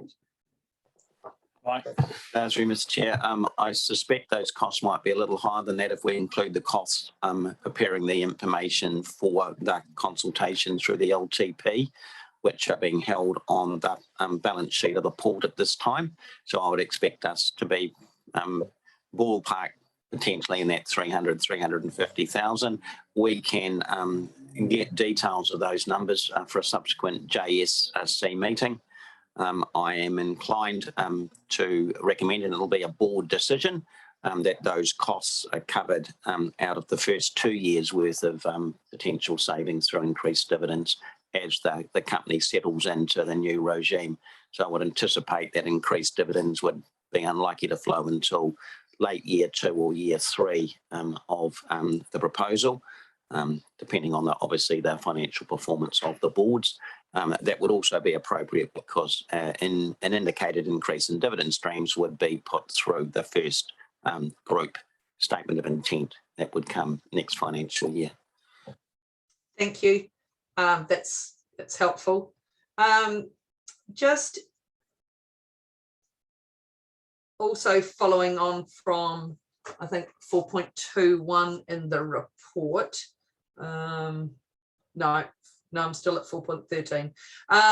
So clause 6 of the shareholder agreement refers to key decisions that the board cannot make without shareholder resolution. So does that include changing the constitution? Because in that spreadsheet from Pitt and Moore, it had that they can change the 2 subsidiary constitutions. Is that something that comes back to the shareholders though for approval? Nikki or Mike? Through you, Mr. Mayor. Not normally. Many of the amendments that are being proposed for the subsidiary constitutions are actually flow-on amendments to give effect to this new structure. If there was a substantial change to the constitutions of the subsidiaries, I would expect the holding company to discuss those with their shareholders. And certainly I would expect those to be covered within the statement of intent, or certainly by the no surprises.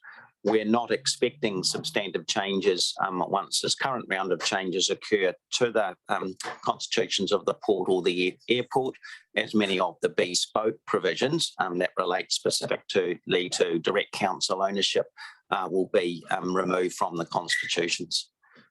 Thank you. So if I'm, and apologies, if I can just pick up the no surprises again. So then how does something like an inland port become a surprise if we have a no surprises policy? Through you, Mr. Mayor, that's probably a question better directed at the board chairs when they next present to the council, the joint council committee. I believe it may have been kept under wraps and with a commercial hat on because of the commercial sensitivity of that decision. However, I can't answer for the board of the port. Okay, we do have confidential sessions where we can be told things. Okay, 4.16, 4.17, the shadow credit rating. What's our interest coverage ratio at establishment? And do we have a target? So through the chair, that is not one of the covenants that the LGFA or the banks have put in front of us. So there isn't a target for that. Okay, I mean, could you explain why that isn't a target? Because, you know, essentially we need to be able to, well, you know, they need to be able to cover debt and interest. So why wouldn't that be a target? Or something we would include? Nikki, Mike? I mean, that's through the chair. I mean, that could be something that is put in through the statement of intent process, but I haven't seen it in any of our statement of intent so far. Mike?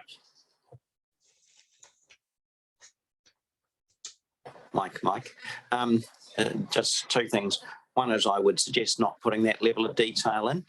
I think we are appointing a professional board to give oversight to the holding company and the borrowing program, and to put prudential limits effectively in place for their subsidiaries. So I think that would be a matter for consideration of the holding company board rather than the shareholders of the holding company. And also note that Simpson Grierson are waiting to speak. Josh? The covenants that the creditors, LGFA and Westpac, may request are still being negotiated, but they are asking for, you know, prudent covenants to ensure that debt levels are managed appropriately. The question is quite how we define that, and as Nikki said, an interest cover ratio hasn't been requested, but it's likely that there will be some other form of gearing ratio or something similar which is landed on. Okay, thank you. Can you also comment on the BBB- credit profile? Because it just seems quite low. You know, it is one step above speculative. How does that compare to other holding companies or other CCOs, for example? Unfortunately, I can't. Sorry, I'd need to ask PwC that question. So through the chair, PwC ran through that with councillors in the session on the 2nd of May, and that was consistent with other similar companies and ports and airports, etc. And they thought, you know, that was considered their best advice in terms of a target credit rating, shadow credit rating. It doesn't actually impact the ability of IHL to borrow from LGFA at the council's credit rating, just to clarify that. I've taken on board the advice from the Treasury advisors, but the reality is if you want a higher shadow credit rating than that, then either the capital program reduces or the shareholders put more capital into the entities. Okay. Thanks, Nikki.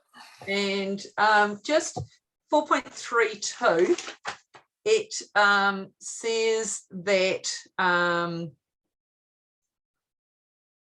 group debt levels are controlled and approved through the through IHL statement of intent approval process and through the group's 10-year business planning process. And then 4.33 sort of goes on to sort of estimate the debt. So has there been that process of the full 10-year or just the 4-year debt planning at this stage?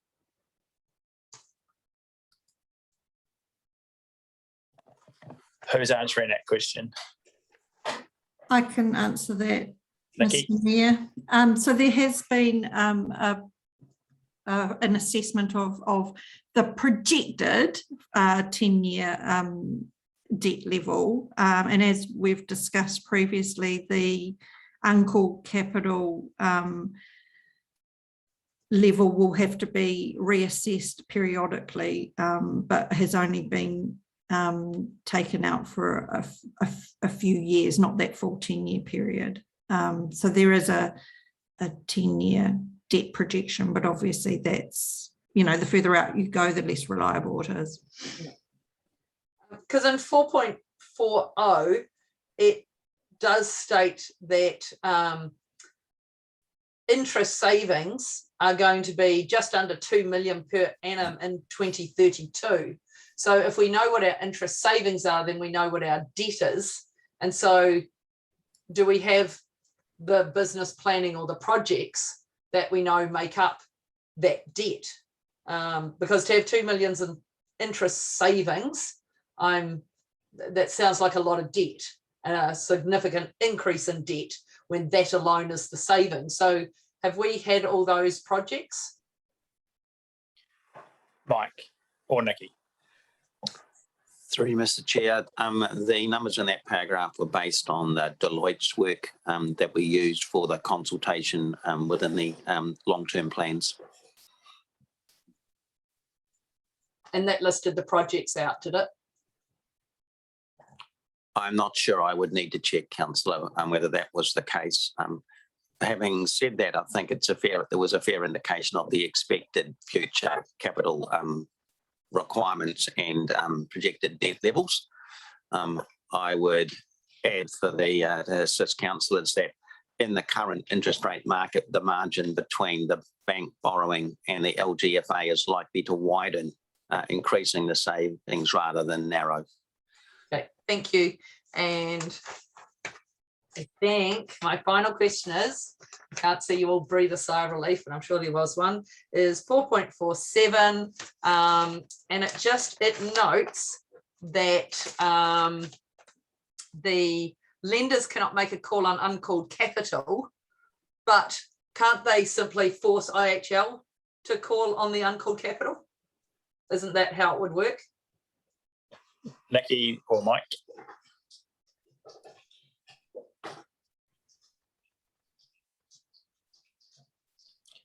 Mike? I'm happy to pick that one up. Yeah, that's a significant distinction to be being made. This is why it's not a guarantee. In fact, if there was a default under the borrowing arrangements, then the LGFA, then the banks can't immediately force a call on the uncalled capital. That would be a decision of the IHL board. And it's a decision that wouldn't be made lightly. We're likely to know well in advance with a professional board whether that would occur, and I would consider that to be quite a remote possibility. But I understand Josh may have a contribution. Josh? Yeah, the decision to call on the uncalled capital is, as Mike said, it is a decision for IHL. But there is a point there that in the security arrangements offered in favour of LGFA and Westpac, IHL would be effectively delegating that right to the creditors to make that call in the circumstances where IHL is in default. It's still then a decision that's a right of IHL that's being exercised. The lenders can't make a direct call on the councils, but they do have the ability in a default scenario to step into the shoes of IHL and make that call on its behalf if IHL hasn't already made it. Thank you. Thanks, Josh. Councillor Noonan. Thank you, Me King. I've got three things. So I'll start with the last one because that sort of flows on from what's just been discussed. Just some clarification that, and it's mentioned in the report on page 15, that if one party fails to provide a call on the uncalled capital, doesn't fall on the other party. Is that acknowledged in the shareholders agreement at all? I think that's a really important thing to know. And is it there? Nikki or Mike? Nikki? I'm just trying to find it.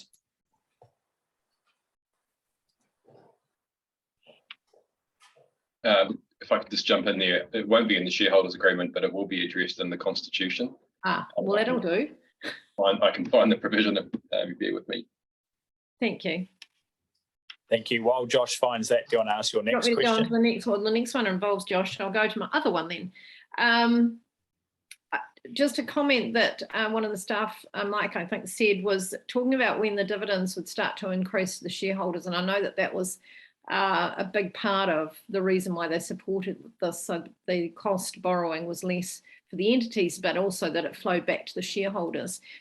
Can you just tell me again when the first increase in dividends might be anticipated? Mike. Through Mr. Mayor, the dividend policies are actually set, will be set by IHL. So I am supposing that in the first year of its operations, while it's settling down, making the transition from the current structure to the new structure, it's unlikely to increase its dividends, or at least increase the dividends to council. By the time it gets to year 2, you'll have a full year's worth of savings effectively. The structures will have settled down, and in the scenario I mentioned, it will have met some of those costs in relation to the setup of the holding company and putting the arrangements in place. So probably year 2 and beyond that. But once again, dividend policies, I need to remind councillors, are actually set by the holding company, and they've always, the boards themselves of the subsidiaries, as they will now be, have always been relatively conservative in their dividend policies and provided an additional dividend where the financial performance merited it. Okay, just a comment then. I think the public will be certainly looking very hard at that area. The last, or shall I come back to you, Josh? Have you found that in the Constitution? Yeah, sure. Clause 4.1 of the Constitution says that the board can make calls on any shareholder in respect of any money unpaid on their shares. So the calls are made on each shareholder individually, as opposed to on a joint basis. Okay, thank you. So they could make a call on one and not the other? No, there's another clause which says that you have to do it on a pro rata basis. Excellent. Yeah. Thank you. My last question is to you, Josh. You sent it looks like a memo, and it's on our page 159, and it was regarding the legality of the uncalled capital facility.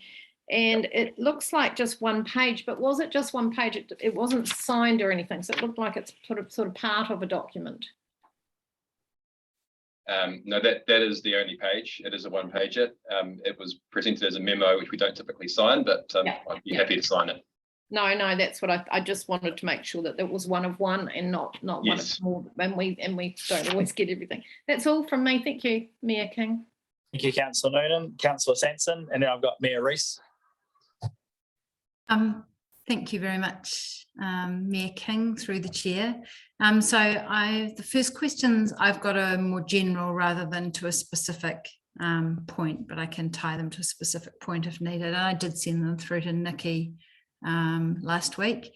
What I'm interested in knowing is, has Port Nelson or the airport had any discussions with Westpac within the last 2 years that has indicated Westpac may not be comfortable with the risk profile of loans to either the port or the airport?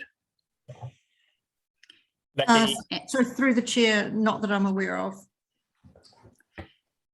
Okay, did you ask them that, Nikki? You did say that you'd be that you'd seek to have the questions answered. Have you asked them that?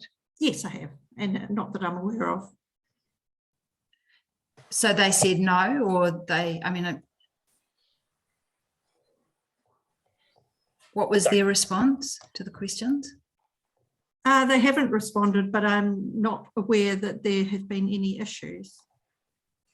Okay, so they didn't respond. And so then the next one is Port Nelson or the airport seeking access to LGFA funding because they may not be able to access the requisite borrowing or loans from Westpac. So through the chair, no, not that I'm aware of. That's never been the motivation behind this. Okay, so the reason that I'm asking it is because Westpac is now undertaking climate-related financial risk assessment for borrowings, and as both of the port and the airport assets are in locations which are particularly vulnerable climate-related impacts. I just wondered whether that had been a factor in the pursuit of LGFA funding, but not that you're aware of. No, I mean, the clear driver for this is the differential in lending rates between the LGFA and the banks, as was provided in our consultation document. And this has been worked on for at least the last couple of years. Okay. So I'll go now to then the next one on page 8 of the report around QR. It talks about the paid and unpaid uncalled capital. So when I did the calculations, it looks like the paid up shares will be 3.5% of the shareholding, and the uncalled shares will be 96.5% of the shareholding. And I just wonder if the uncalled, if there was a call made on the uncalled capital and either shareholder was unable to fill that call or meet that call, is there a risk that this could then end up, that we could then end up in a situation where we have a third party taking a significant shareholding in I8 in the holding company that would effectively significantly dilute the ownership, the shareholding of Tasman District Council and Nelson City Council, of the shareholders, of the existing shareholders? Who's answering that, Nikki?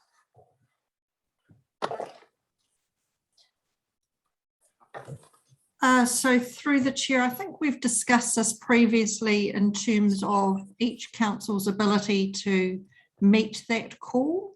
And then there's the preemptive rights clauses within the constitution, which would deal with that, in that neither council could effectively sell their shareholding without the other council's approval. Mike, I'm not sure if you want to add to that.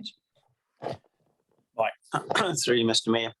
Yes, in that unlikely situation, that would create a challenge for the council that didn't meet the call on its uncalled capital, because automatically it would affect the voting rights in terms of the voting rights for the council that did meet the call would exceed those of the council that didn't. The amount due on the uncalled capital that's not met actually remains as a debt, and the holding company can pursue that debt using all of the debt collection mechanisms available to any creditor. And so it's unlikely that either of the shareholding councils would not meet a call on their uncalled capital, just as it's unlikely that there would be a call.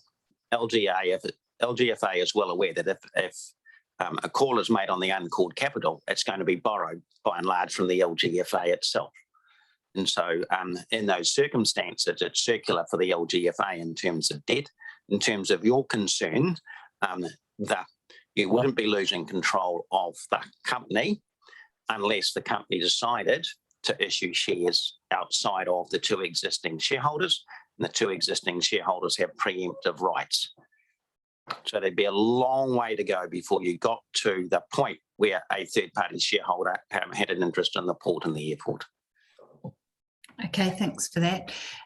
So on page 14 at 4.21, and I think that Councillor Edgar may have asked about this, but I just want to kind of, I guess, double check.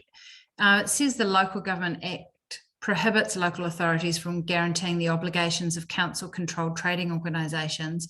But then we heard, I think from Josh, is it of Simpson and Grierson, that effectively the creditors, which I guess is LGFA and Westpac, could actually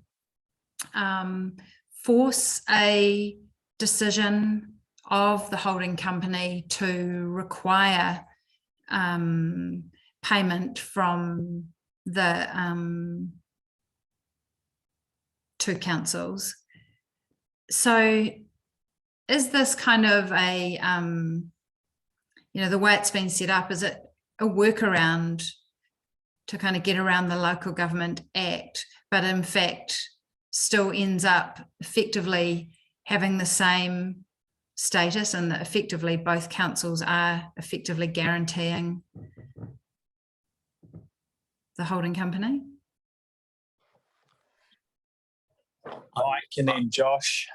I would refer councillors back to the Simpson Grierson advice. It's examine the matter of whether or not the use of uncalled capital, which has been used since the 1990s, causes a breach of that particular provision within the Local Government Act. In my view, and the legal advice supports that it does not. It's simply another mechanism to provide credit support. Okay, thanks. And just a quick follow-up. I'm not sure if this is done or not, but did we ever get a view from the Office of the Auditor General, or is that not kind of done in this kind of decision making? Nikki. So through the chair, we didn't specifically seek advice on that, but I think we have talked previously about the fact that the uncalled capital has been used elsewhere, as Mike says, since the 90s, and this is continually being signed off by the Office of the Auditor General as being a legal transaction. Okay, and is there a reason why we wouldn't have just sought, I guess, their advice or their view on it, or approval or something before going this far down the process? Nikki and then Josh. I think I'll let Josh speak first. Yeah, I think the reason we haven't done that is because, as Mike mentioned, it's a tried and tested way of providing credit support under the Local Government Act. So we have no reason to double check that. We can point to a number of other councils that have the structure in place and have done, for decades, and there have been no concerns that we're aware of. I'm also aware that when the Local Government Funding Agency program was amended in 2020 to enable CCOs to join, and I acted for all of the shareholding councils on that, so I was involved in the negotiations. LGFA sought a view through the DIA at that time that structure would be permissible under the Local Government Act. So it's been tested by a number of parties in a number of different ways, and I don't think there's a need to ask the question again on this occasion. Okay, thanks for that. And so then just on page 14, you have to excuse me if my question's not super clear, but essentially it talks about the costs and the benefits, and it projects, in the report projects the savings on the interest savings, so the potential increased dividends over a 10-year period.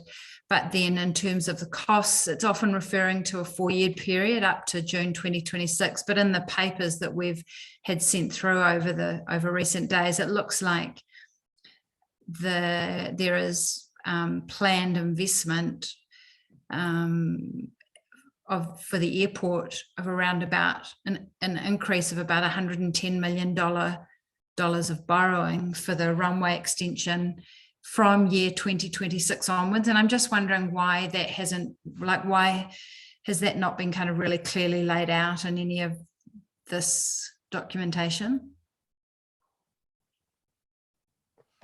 Nikki? So through the chair, I'll start. So, I mean, when we talked about the uncalled capital provision, we were clear that we may have to come back and increase it in the future. And because of the uncertainty around where that future investment sat or fell, we decided to set the uncalled capital at that 4-year period. So, but within the projections and within the projected interest savings that have been presented, being i.e. the 2 million out at year 10, it's reflected within those numbers. So I think, which is really my question, is we're presenting interest savings over 10 years, but we're only presenting costs over 4 years, and I'm just wondering, why are we not, you know, when in the 5th year, in the papers that we've seen, it looks like there's going to be this, you know, significant planned capital investment, potentially of up to $110 million for the runway extension. Why are we not treating both the projected costs and the projected benefits in the same way? Why are we not presenting both with a 10-year window? Nikki or Mike? I'm unclear what you mean, through the chair, about presenting the costs for 4 years. I'm not quite sure what that means. Okay, so it's just that in the report, it talks about the costs and the projected investment, and so then the uncalled capital levels, it's only going up to kind of 4 years, but offsetting that. So I guess, you know, I think it's, you know, in these decision-making situations, it's really good to kind of compare like with like. And on one hand, we're projecting the benefit, the financial benefit of this whole arrangement with a 10-year window, and yet we're only, on the other side, only showing the financial risk with a 4-year window.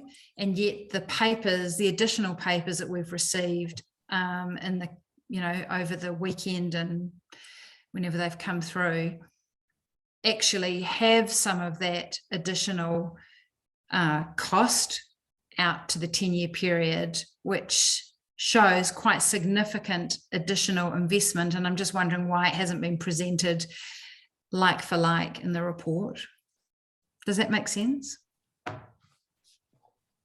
So through the chair, I'm not quite sure what you mean about additional cost, unless you're talking about the uncalled capital. But the proposal that we went out to the public with was the projected savings of about 900,000 a year. So those are the numbers that are consistent with at least that first 4 years of the savings. Okay, and so when we went out to consult with the community, did we consult with them on the matter that there would be uncalled capital up to $233 million, which presents 96.5% of the you know, value of the shares total?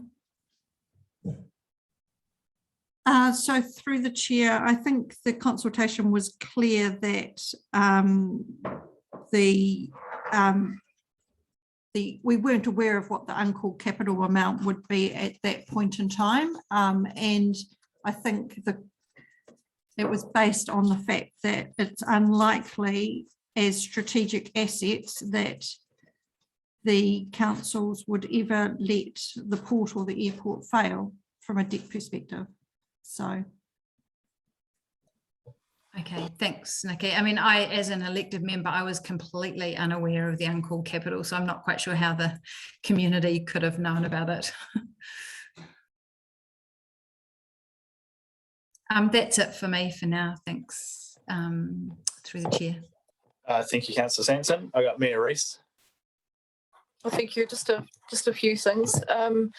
I just want to make sure those resolutions have been emailed through to the people on the Zoom, just so that we can, so when we're talking to them, they've got them. Is that all right? So just someone in the room. Oh, thank you, Robin. Look, I just want to come back to actually the conversation that's just been had, which essentially there must be some projections that have been done for the capital program out to 10 years, right? So we must have those. Or do we have those? It's a simple question. Do we have some projections for the capital program out for 10 years? Nikki. Through the chair, yes, there are some projections that were built into the shadow credit rating model.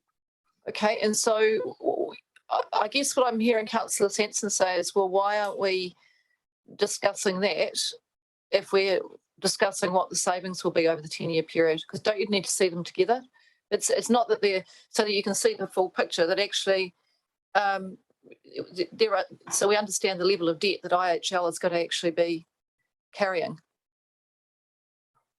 Because I think this might get back to Councillor Egger's comment earlier about the $2 million savings, which is kind of a reflection of the fact that the debt's going to have to be reasonably sizable to get to that point. Nikki? So I think it's a reasonable thing for us to be able to see the line, the graph of what that looks like.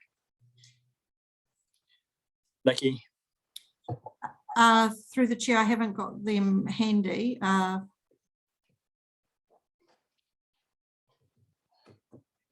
Mike? Why Nikki's looking that up. I think the two paragraphs in the report serve a different purpose. One is to indicate the initial uncalled capital that we're going to request the councillors to sign up for as the current transaction.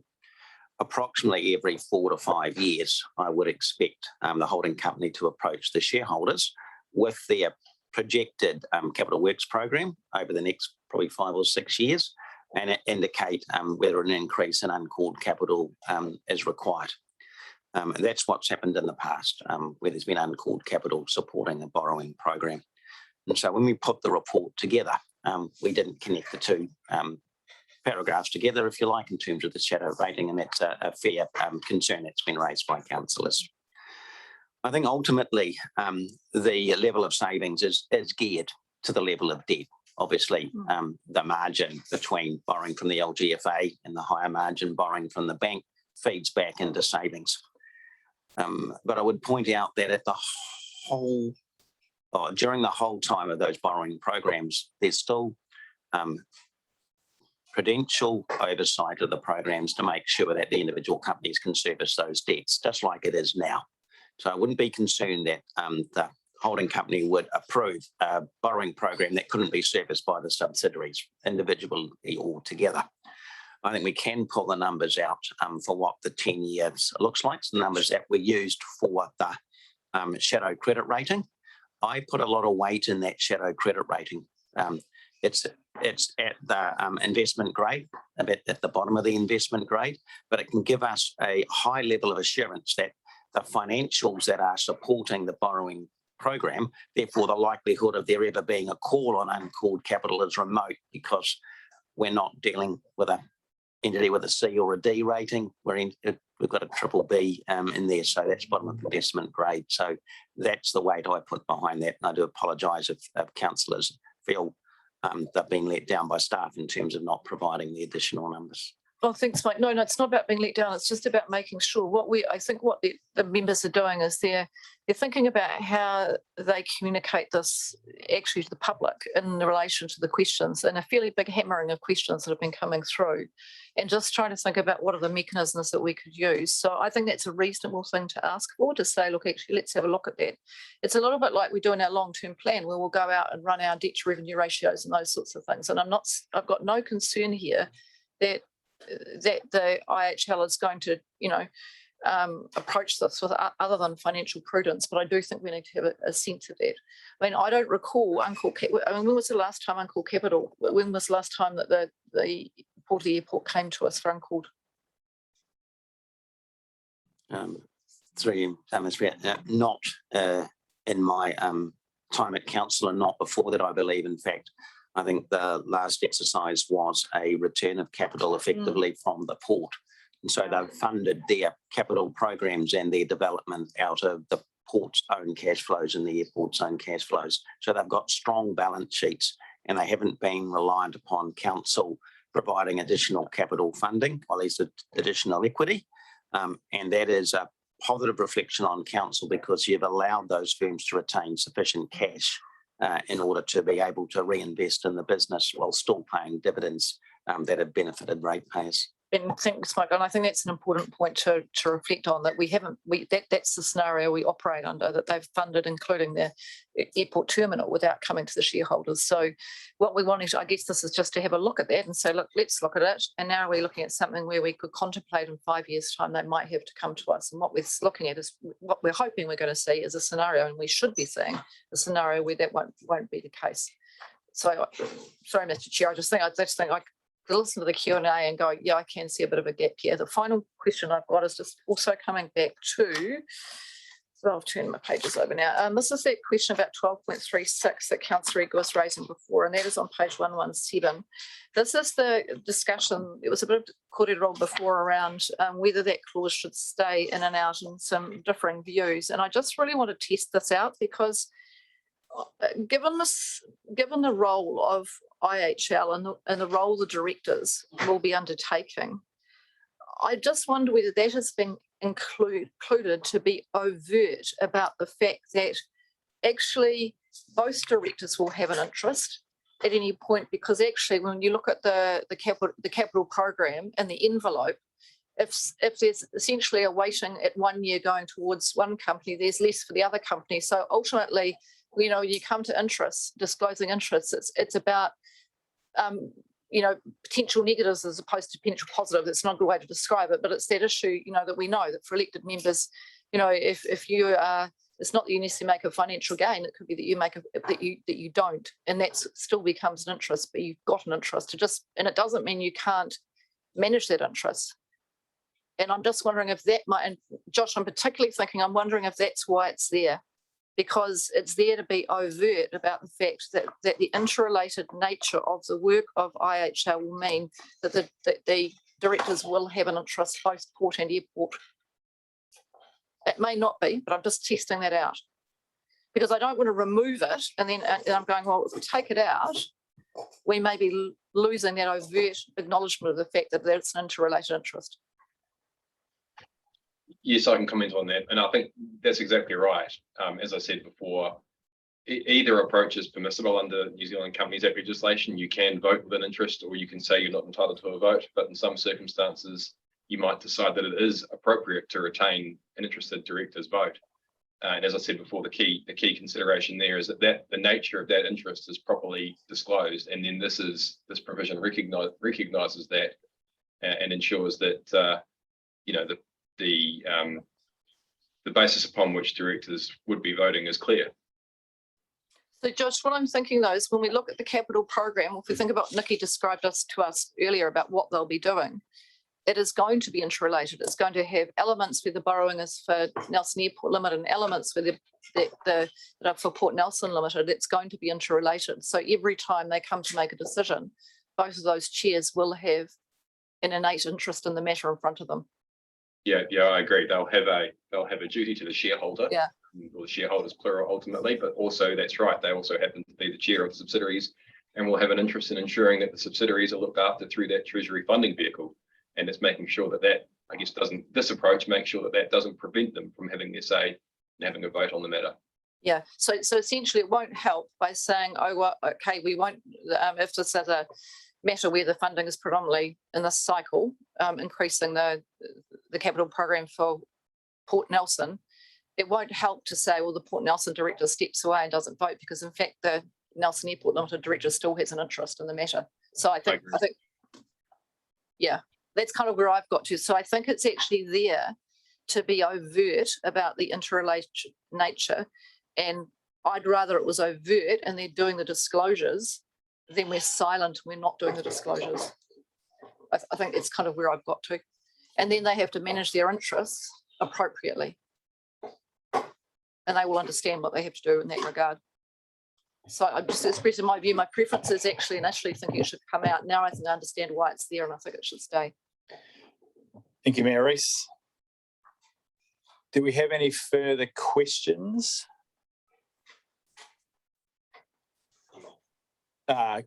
Deputy Mayor Edgar. Yeah, just a couple of ones. So in the next steps in the report, there's no timeframes in there.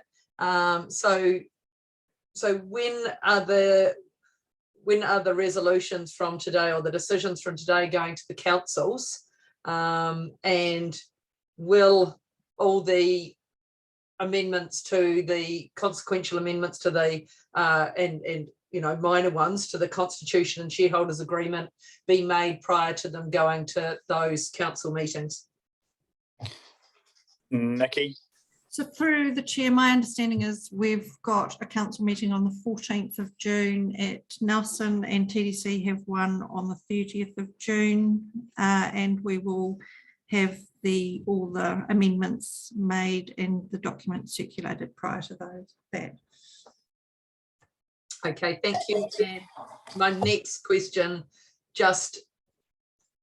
I might have asked it, but I've missed the answer. Just in relation to the resolutions, the new ones that were tabled today, resolution 3. Are there any changes to the Constitution that should be made to reflect this?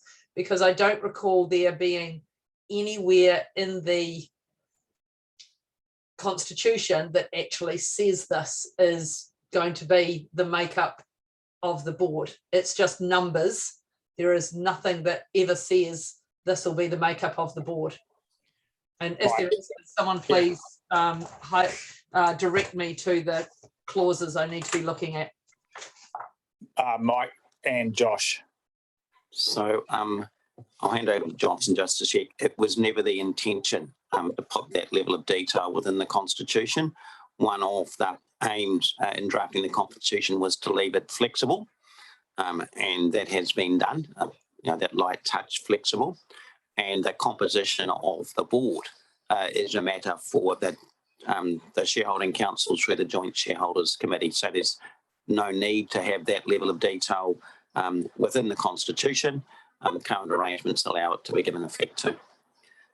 Josh was going to comment. I was going to say exactly that, Mike. Okay, so then I guess my question is, why would, when the answers to quite a few questions have been referring us to the directors, why would this be something that we want to be wholly light touch and flexible over, and yet we've got a resolution saying, because we've got lots of different documents that now contradict different aspects, as it's changed from up to 6, maximum of 4, depending, since some Grierson document says one thing, Constitution says something else. We've got a resolution now saying something else again. Why is the makeup of the board something so casually light touch? Why is this not a critical decision? Josh? I would say that the various documents aren't in conflict with each other. It's typical for a constitution to be permissive in terms of saying what can be allowed. In this case, it's between 3 and 6 directors as appointed by the shareholders. The shareholders then have a decision to make, and the decision, I guess, the proposal that's been put forward here is that there would be 4 with the makeup that's been suggested. That might change, bearing in mind that the constitution of the company lasts forever. In 30 years' time, this company will hopefully still be in existence, and the shareholders might decide at that stage that it makes sense to have 5 directors, and that's now permitted under the Constitution, but that's certainly not the intention on day one. I guess if I can just draw your attention to page 175, where it says a maximum of 4 directors, but the Constitution says up to 6. So there are conflicts within documents just on this agenda alone. So just hold that thought, Deputy Mayor Eger. So page 175. Someone just tell me what the so through the chair, that is just the track changes. Sorry, through the chair, that's just the Pitt and Ward document that indicated the comparison between the different boards, and that was just provided for information. And as Councillor Eger said earlier, it is slightly out of date. So I would be going with what's in the Constitution, which is the 3 to 6. But due deference, Mr. Mayor, through you, is there is nowhere in the report that actually notes that it's out of date. I would have expected, something then referencing, because, I spent ridiculous time going back and forward between these documents, trying to reconcile things out of date or things that contradicted. It would have been really great for the report to go that this is a historic document and has been superseded. But there is nothing that says in this agenda that this is a superseded document. So, you know, that's why I said there are contradictions in the agenda as they stand. There are. Right. Are we clear before we get to the point of trying to make a decision over exactly what is the, so I'm clear now that it's the Constitution that's contained in the agenda. So is everyone clear that it's currently the wording is 3 to 6? Sorry, I think it's not the Constitution contained in the agenda because a subsequent one was sent out today with legal advice. Didn't that have some minor amendments, or does that not matter for this? But in relation to this clause, it hasn't been amended. Okay, thank you. Yeah, I still don't know why it's up to 6, but okay. Well, I think Josh has provided the explanation to provide the flexibility. My personal view, I'd be happy for it to be constrained to 4, but I don't want to start trying to amend it at this point because I suspect that's going to take longer than just accepting that it's up to 6. So anything further, Deputy Mayor Edgar? No, but I also would have been happy with it being up to 4. So we'll both be slightly unhappy. Councillor Noonan. Thank you, Mr. Mayor. Just looking at the attachment, we were told to delete a whole lot of pages because there was a double up. So I don't know if that's been acknowledged anywhere. So that's the first thing. There were 2 copies of something, and I put lines through lots of things. So whether that needs to be noted, that there was a double up and one was not supposed to be in there. Through you, Mr. Mayor, I think the matter that Councillor Noonan's referring to is the markup copy of the shareholders agreement and the Constitution didn't show the markup, and councillors were referred to the copies attached to the DLA Piper advice, which did show the markup. So there were double ups, like I had to delete pages 31 to 58 and then another lot as well. So I didn't know whether you needed to note that. And the other question I've got is I haven't read any of the material that was sent through today because we were in a meeting all morning and I saw these emails coming through. So I don't know whether there's any information on any of that I need to make a decision.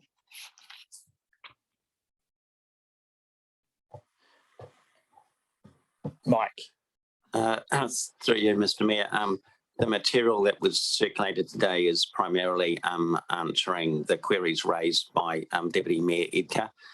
They have flowed through to minor amendments to the documents and to the resolutions as have been displayed at the meeting. There was no substantive matters circulated to councillors today, other than the staff of a view of Mr. Cross's advice on the validity of the meeting this afternoon. And I think the vast majority of those were also covered when Deputy Mayor Edgar raised certainly most of the substantial points during the course of the meeting. So there should not be anything that you need to make a decision that hasn't been covered in the conversation today. Consider that, thank you. Thank you. Right. I think we've probably got to the point. There's no hands up around the table for further questions. There's no hands up on Zoom for further questions. I'm looking for someone to move the resolution. Moved Councillor Dowler. Looking for a seconder. Seconded Councillor McGurk.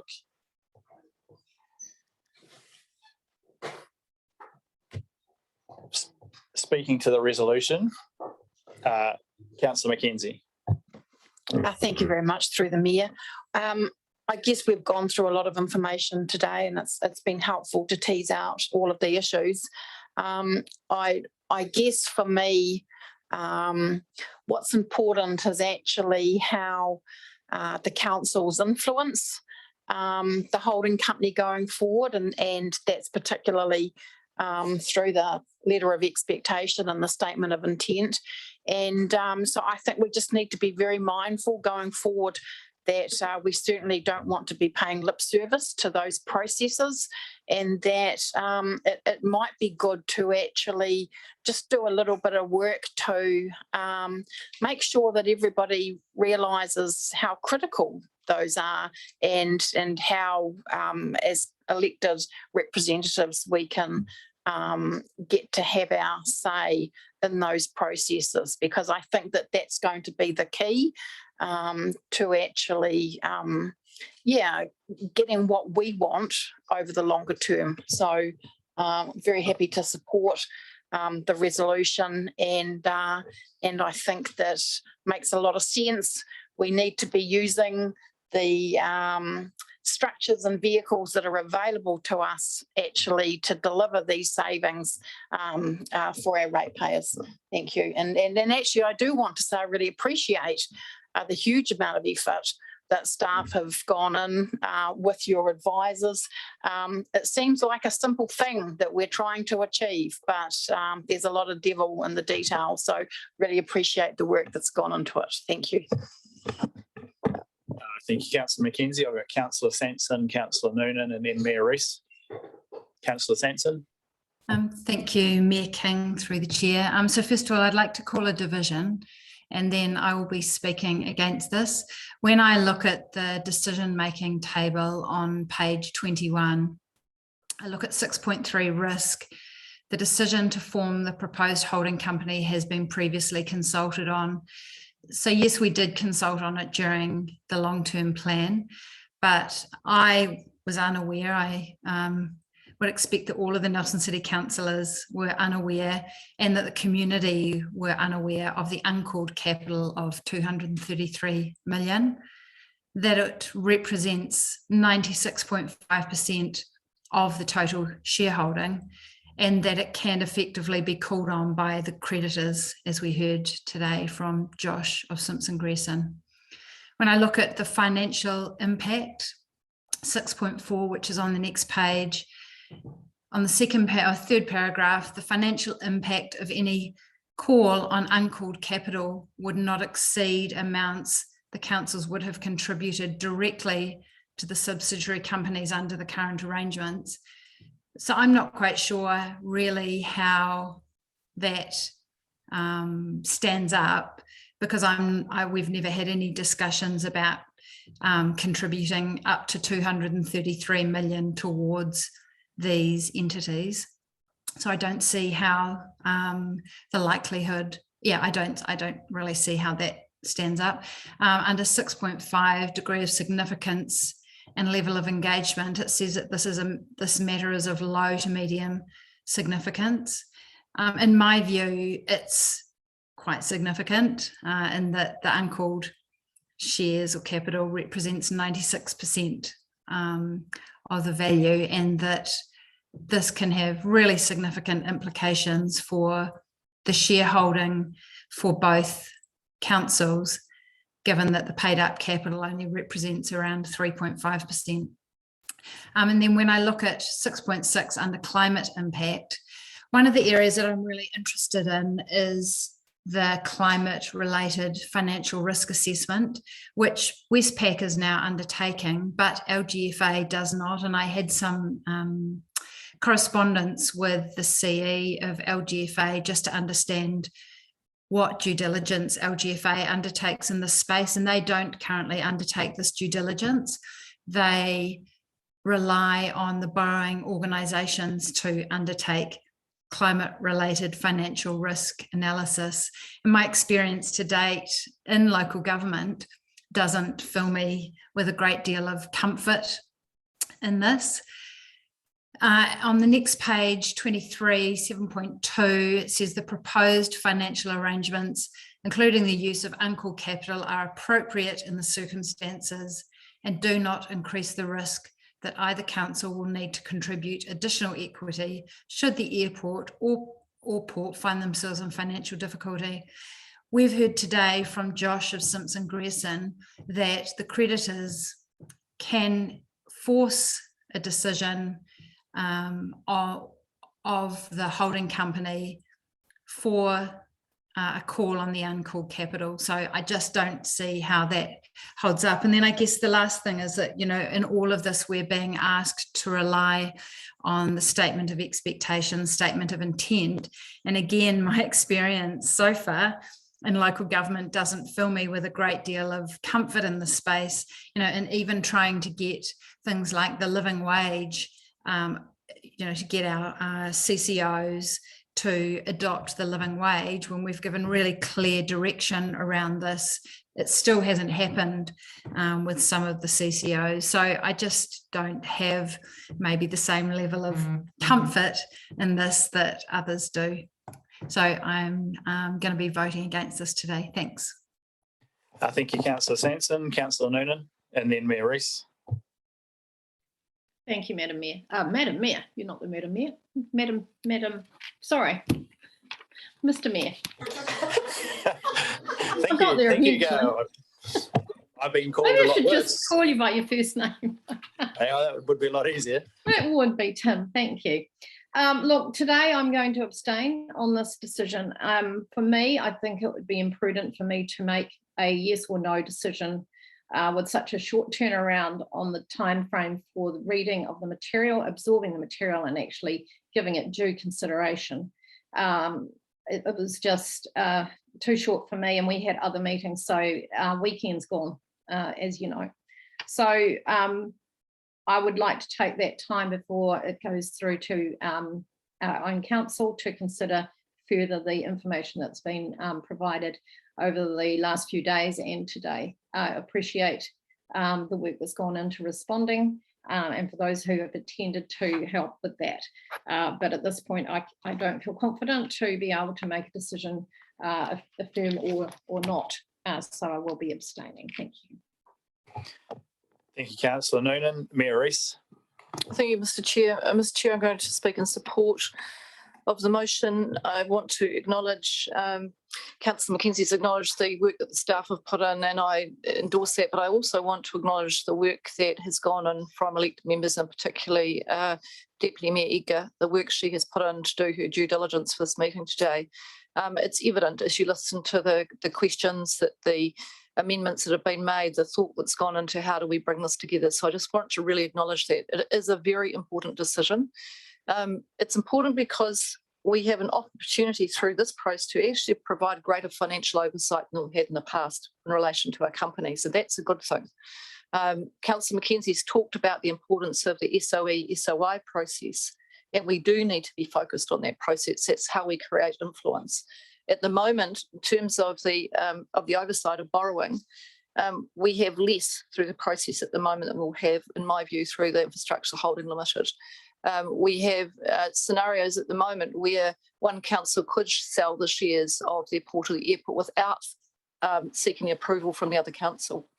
That'll change through this process. So we're improving some of the matters that I think are important to public ownership. I'm very strong on the importance of good public ownership, and I think this is a good step forward. We've had exceptionally good advice. I acknowledge Josh being here from Simpson Grayson, PwC, Pitt and Moore, DLA Piper. We've certainly been well supported, and there are probably more that I've missed, so apologies to those that I haven't acknowledged. The purpose statement that is being included in the suite of resolutions today is critical, because it ties us back to the reason that we went out to our decisions through the long-term planning process. And as stewards for our communities, it is beholden on us to make sure that we are delivering the best positions that we can to our shareholders. There is no point, in my view, taking a position where we're paying we're not achieving borrowings at the best rates possible. And that's essentially what we're achieving here. I would note, and certainly in terms of the LGFA does play a role in relation to climate change and sustainability. And through the LGFA, our CCOs, through this process, will have the opportunity to borrow at a discounted margin where they are undertaking green, social, or sustainability projects that will help towards to drive forward ambitious climate, environmental and social projects in New Zealand and local government sector. And I think that's a good thing. And we need to be really focusing on that as we go into our discussions through the SOE-SOI process. That's important to both councils.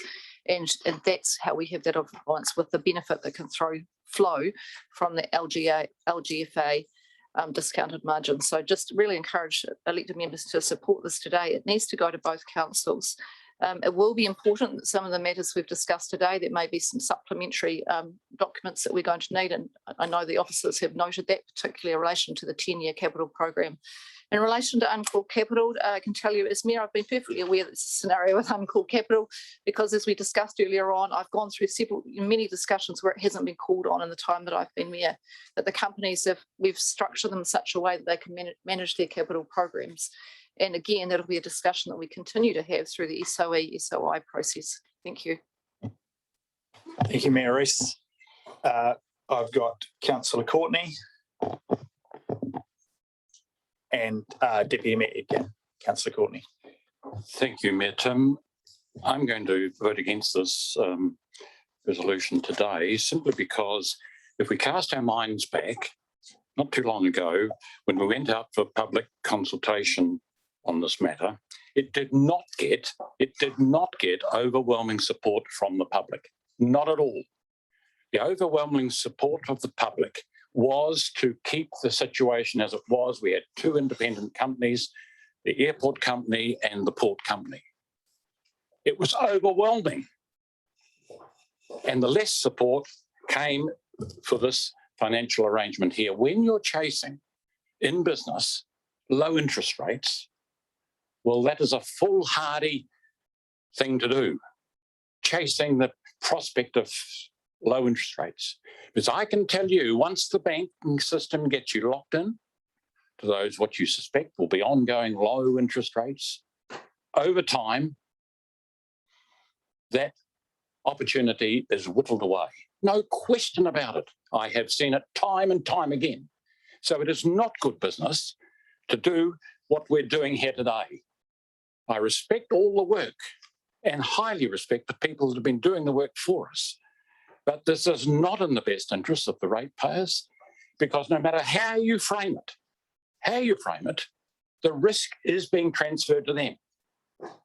Wasn't before. Doesn't matter, all the fancy words you may put on it, not the case. So we're here representing the community, the ratepayers. And those two businesses, the port company and the airport company, have been functioning well for years. The communities of both Nelson and Richmond, Tasman are very proud of their operations. And I say long may it continue.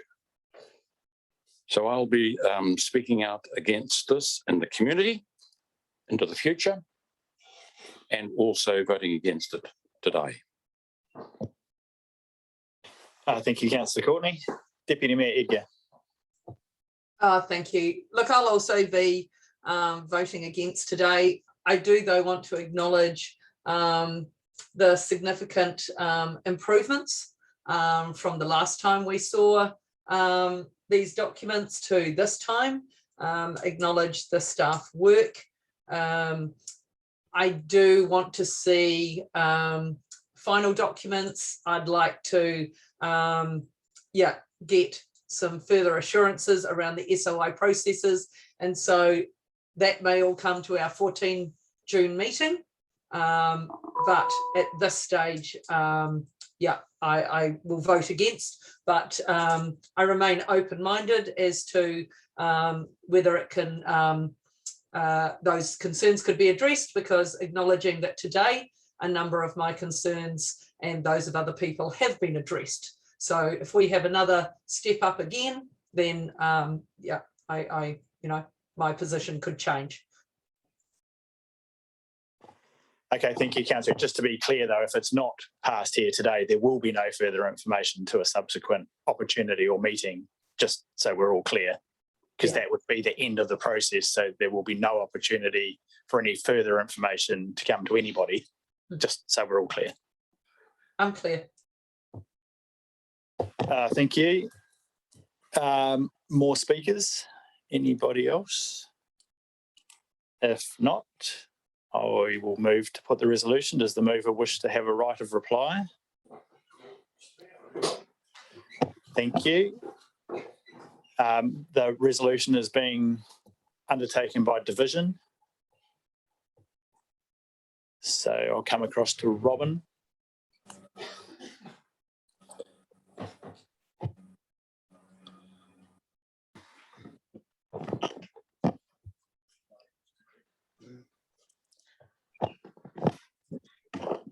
Councillor Bryant, Or Councillor Courtney, No. Councillor Dowler, Or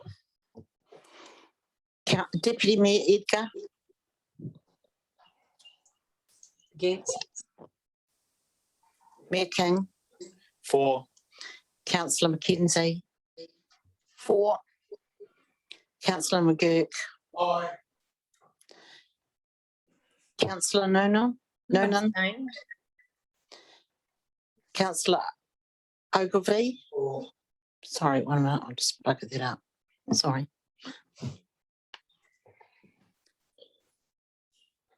Mayor Rees, Aye.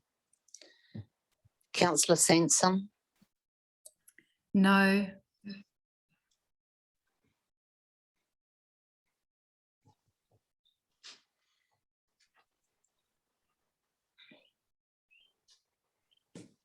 just need to put Kit Sansom.